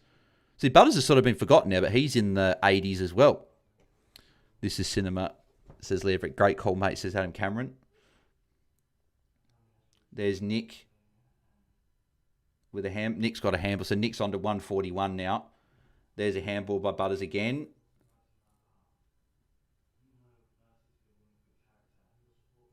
Oh, what is that? He had Horn Francis there. Horn Francis with a kick coming up here. Oh, good bounce from Horn Francis there. Intercepted by McStay. Where's Josh? Where's Josh? There he is. Oh my God, he's got it again. Oh, he's dropped the mark. Oh, he got the handball though, but he dropped the mark. That would have been 96 or 95. Oh, that's a shame. He's still on 92 though, so really, regardless of what he does from here, I'm very happy that he's saved the score. That was touched off the boot. Padarsky is going to hit the behind post. No, Josh, don't drop the mark, says hands. I can't believe he dropped it. That was such a good kick as well to him. Give it to Joshy Spud, says Lee. Well, they have. This is like the Whitfield quarter versus Melbourne a few weeks ago, 59 to 110. Pretty much, yeah.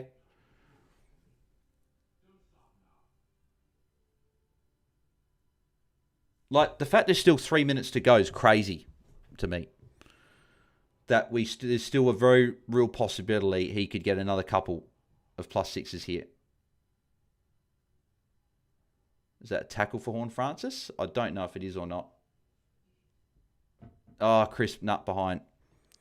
Is Jacobs an option given what we're seeing, says Fresh Prince Oz? I still didn't love what I saw in the second and third quarters, but it's just funny, right? We know that he can do this in quarters. So if he did this for like a full game, he could actually go massive, but we just know that he doesn't do it for full games.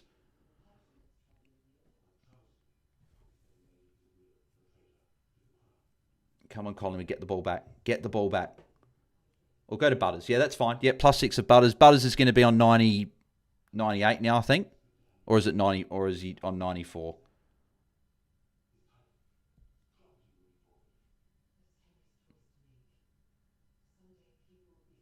Actually, no, that would be... Well, he just got another kick there, Butters, so he might be near the ton if they haven't added it yet. Josh has basically doubled his score. Yeah, well, if he gets one more handball, he would have. Oh, great mark from Quainer there. Come on, please. Where's Josh? Oh, go to Josh. Oh, Quainer, what are you doing? No! Oh, you idiot. You idiot. You had it that he was in the goal square running back. You should have just done it. There was no point to go forward.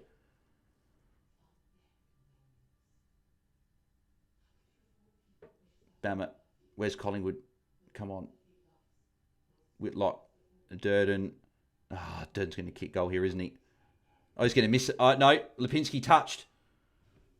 I think Josh Dose is running for the kick in. Minute and a half to go. Can we get 8 more points? Yeah, Josh Dose with a kick in. If he just stays there, just give back to him. Give back to him, Lipinski. He's turned up. Josh Dacos has turned up. He's done it.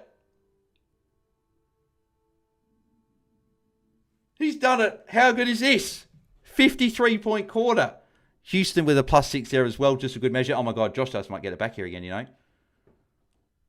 Nah, Lipin's going to go long. He might get it here. Give it to Josh. Give it to Josh.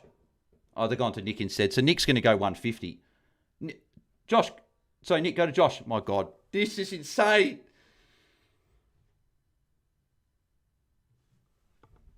He's had 29. He's coming up for his 30th disposal for the game, Josh Dacos. This is insane. It's not quite the 80. Oh, there's another Nick does kick. So 150 for Dacos for being Nick. Oh my God, here's Josh. No, got the spoil there. Horn Francis with a kick. Cochrane trying to go on board. Dropped by Georgiades. Here's Bammett. And he's sprayed it. Do we have time for one more? He's on 107.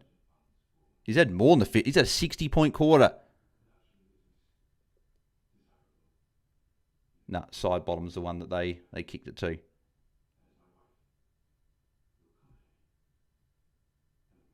Insane.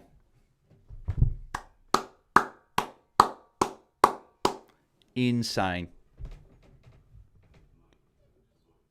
Holy hat. He's done it again.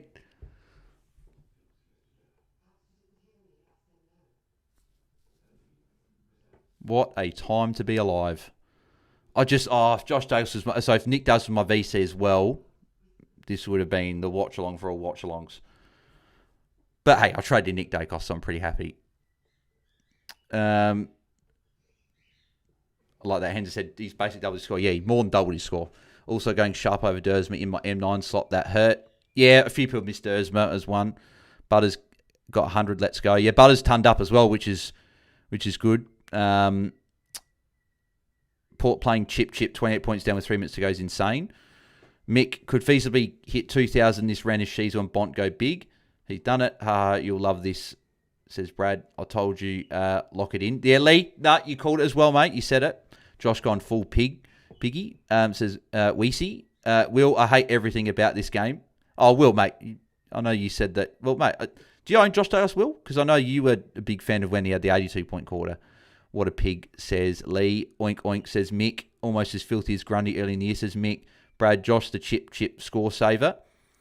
Says Brad, this is what we can do. This is what he can do, says Lee.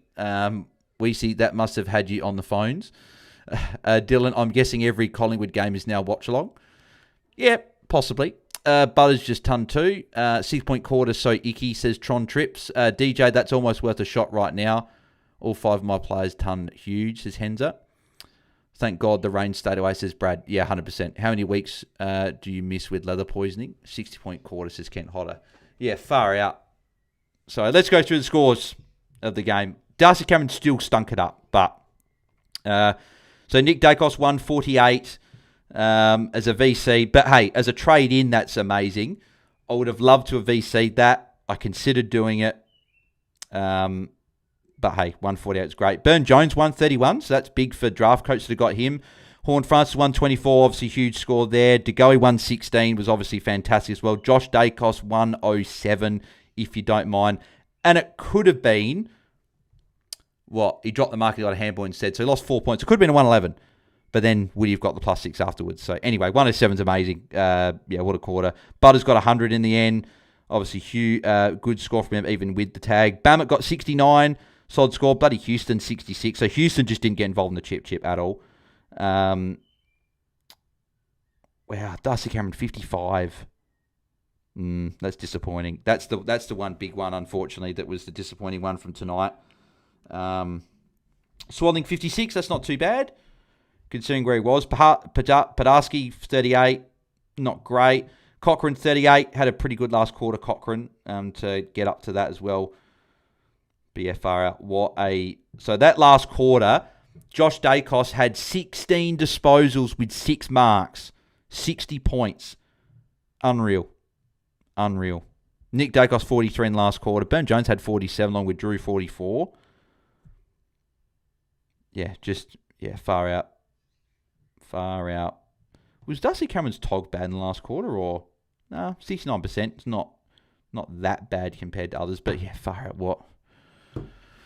What another watch-along. What a watch-along. Hopefully Shees goes 130 tomorrow and can go close to at least where Nick did. But I bloody should have done it. I really should have done it. Great call from me to bring Joe. Actually, what did Joe Richards get in the end? I know he had a much better second half. 61. Yeah, it's obviously disappointing after the way he started. It was disappointing, but the way he started, obviously, it's a slight save. He was on 19 half time, but very disappointing still. Bailey Panone didn't watch the game. Did Cameron play poor? Yeah, he wasn't great. But Sweet, I think, is a fairly difficult ruckman to score against. He's got Richmond next week, so hopefully goes much better there. Looking at doing Lindsay to Burgoyne, Farah to Burn Jones, and Watson to Rankin. I wouldn't trade in Burn Jones or Burgoyne, Andrew. I wouldn't be doing that. Projected score, says Hansi. Yes, we'll go through that in a sec. Adam, Cameron, bloody DeGoey, got DeGoey, both Dacos and Cameron. He don't deserve the Cameron name. Yeah, but hey, having DeGoey, both Dacos is pretty good. And if you had Horn France as well, that's also another added bonus. Cheers for the watch long bales. Always good when you're live. Thanks, mate. Appreciate that. So glad I benched Houston for Kahan. Brad says, yeah, nicely done, mate. Everyone's predicted just went up 50, says DJ. Sadly, I didn't captain Nakos, says Finger Coils. I forgot to put C on Nick Dacos, says Andrew. And Ashton says, can't believe I didn't go Nick. Oh, hey, when we're looking at Sheezel against Richmond, I think we're always going to go there. But obviously, yes, it would have been good to have gone the VC on Nick. But then again, he only got 100 last week. So it wasn't like this was a layup matchup. But obviously, yes, he's done obviously very, very well. But all right, so projected scores. So what's my predict up to? So my predict's actually up to 2025. So that took a massive turnaround. I think that probably went up near 100 points in that last quarter. And round rank of 9,058. Overall rank's up to 3,404. So I've still got Sinclair to come, Bont to come, LDU, She's captain. So I got the 4 tomorrow. So that's probably 1 or 2 below what most have got, but maybe a lot of people have got their captains already played. It's probably what I'm thinking there. Yeah, Darcy Cameron's a disappointing one. So what's that for me? So the 4 scores dropping off is obviously Banfield, who's not playing. Cozzy 53, Cameron 55, and Steele 64, which means that my next lowest is Whitfield 83. So, and I've got Shees, LDU, Bont, and Sinclair, who I hope don't go under that. So it's looking like a strong week. And then projected in the Content Creators Cup. So you've got MJ's 1869, Jordox 1845, Nathan 1930, Mini Monk 1982, Jep 1979, Mitch 1993, Jake 1968, Taezer 1903, DC 1959, Harmy 1865, Luke 1852, Muhammad the 20th coach 1919, Vams is 1443. I think Vams is I think he's checked out of fantasy for the year, unfortunately. Louis 1998, Jordy 1870, Lemon 1885, Tom 1862, Guesty 1891 and Holmesy 1997. So yeah, so what am I the only? Yeah, right. I'm the only one currently over 2000. So it looks like par possibly moved closer towards 1900 or just above. So yeah, obviously very, very pleased with that. Yeah, for VC Dick that would have been even bigger. Yeah, Nick 148, far out. 90% TOG as well for Nick. So he's now averaging, what's his average going to be up to now actually? It'd be over 120 now for Nick Dacos. Then what? Yeah, Richmond next week. Yeah, geez, that's awesome.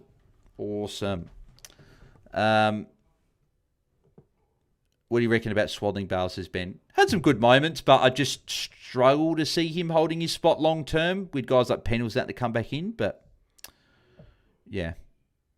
Callum Fife, why couldn't Houston do what Josh did? Now I'm definitely trading Houston here next week and keeping Blakey. I think he was on the bench actually when a lot of that chip was going on. He came on with last couple minutes to go, but he missed a lot of the chip, I think. She's a 160 incoming, don't stress, says Tron Trips. I hope so. That would be obviously massive, right? And I think the majority have got him captain as well. You think against Richmond, he should go fairly well. So it shouldn't be a huge amount of difference, but I guess we'll see.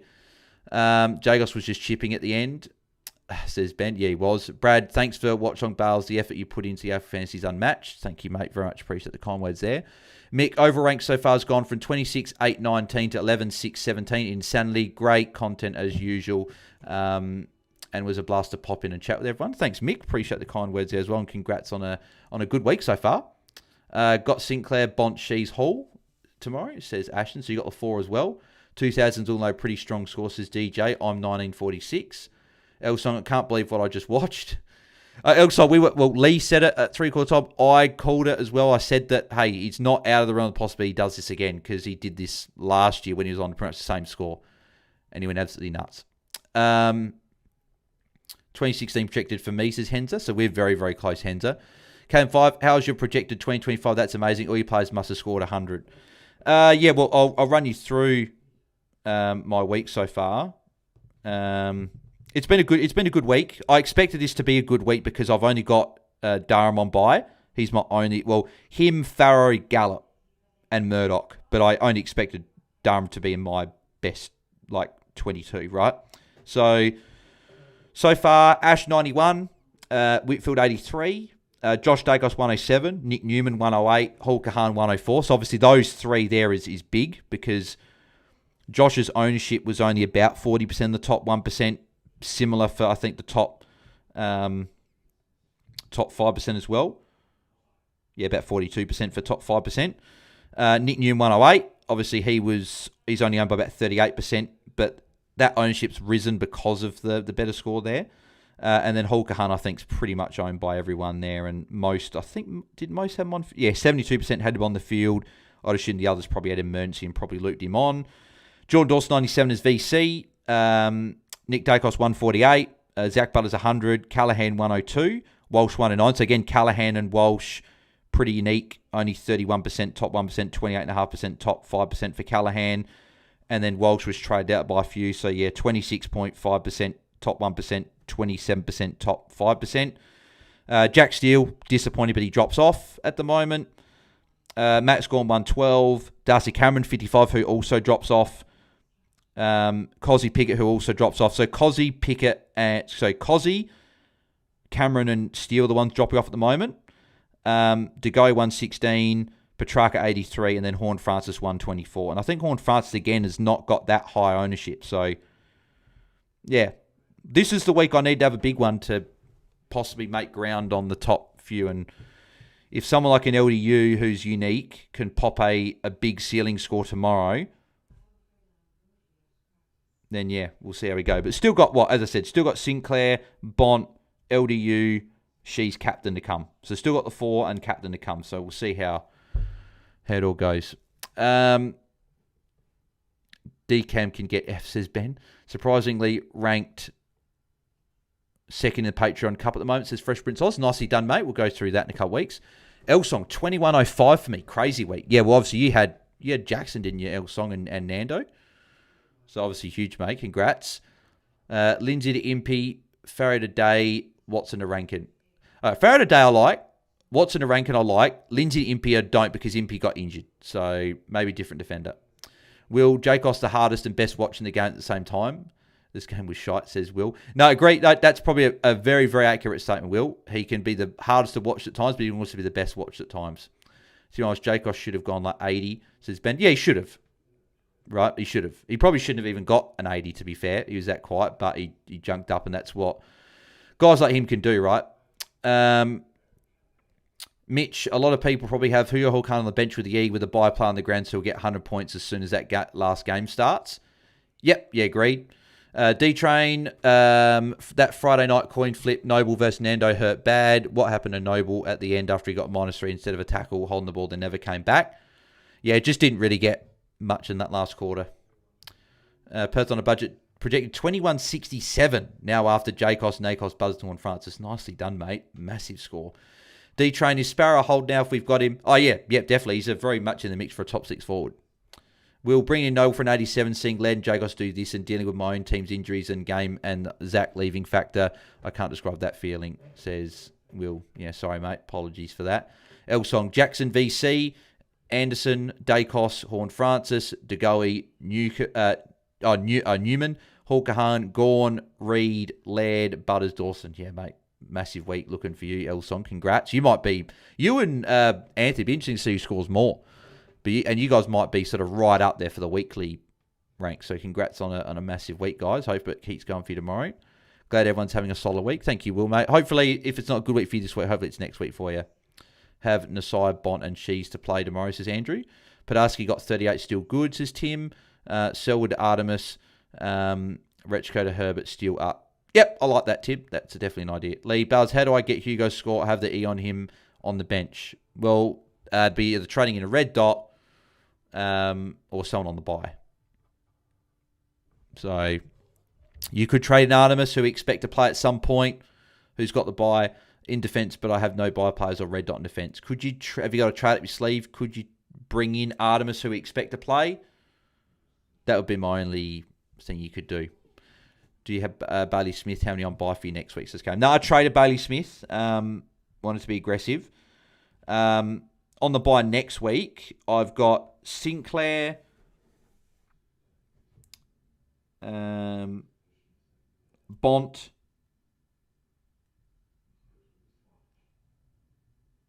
Steele, who I'm trading, so I'm just going to say 2. Gorn, Cozzy,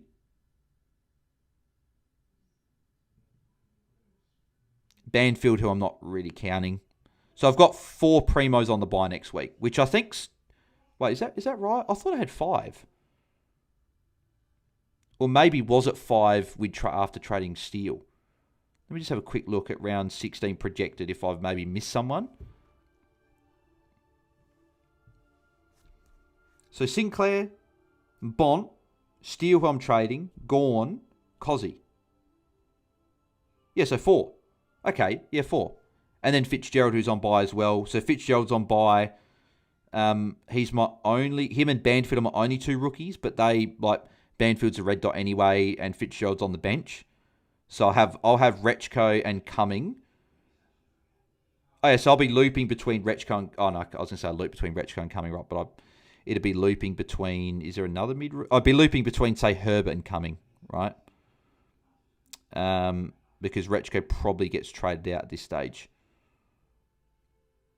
So yeah, so just a 4. So I think that's in a decent spot. Elsong, cheers, mate. I'm going to bed. Elite Watchalong. Keep kicking goals, lads. Thanks, mate. Appreciate that. And again, I hope you have a good day tomorrow and can have that big score. Will, thanks, Bales. When everything's going bad and it seems like there's no end, I'll always have Bales Watchalongs. Thanks, mate. Henza, Sinclair, Parker, Taranto in this week. She's captain to play for me tomorrow, says Henza. Hope you have a good day tomorrow as well, Henza. Watchalong for last game of the round, says Andrew. Probably not because, well, no, it won't be because we're doing the pod afterwards, so... I can edit my last lot trade. Got Parker in at the moment. Don't mind Naz as well, but buy. Yeah, yeah, you could do one of those possibly there, Ben. So, alrighty, well, I'll be heading off in a sec as well. So, any final thoughts? We'll discuss now.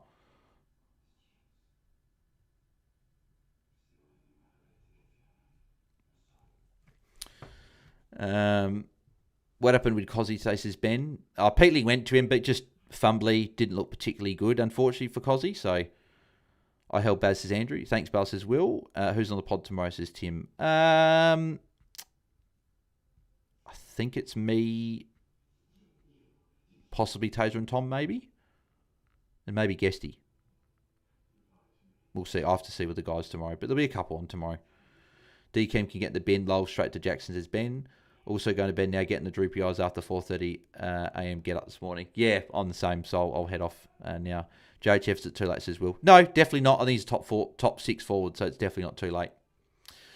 Alrighty, well, that will do us for another watch-along. But yeah, cracking watch-along. Obviously, Jacos with another memorable last quarter on another Collingwood watch-along, trading in Nick Dacos as well. So double Dacos delight for the watch-along tonight. Can we trade Trax's D-Train? Not next week, but maybe post-buys. Their run does get slightly better. But yeah, he's been very frustrating. KM5, I'll have Holmes, Bont, Gawn, Cozzy on buy next week. Is that too many?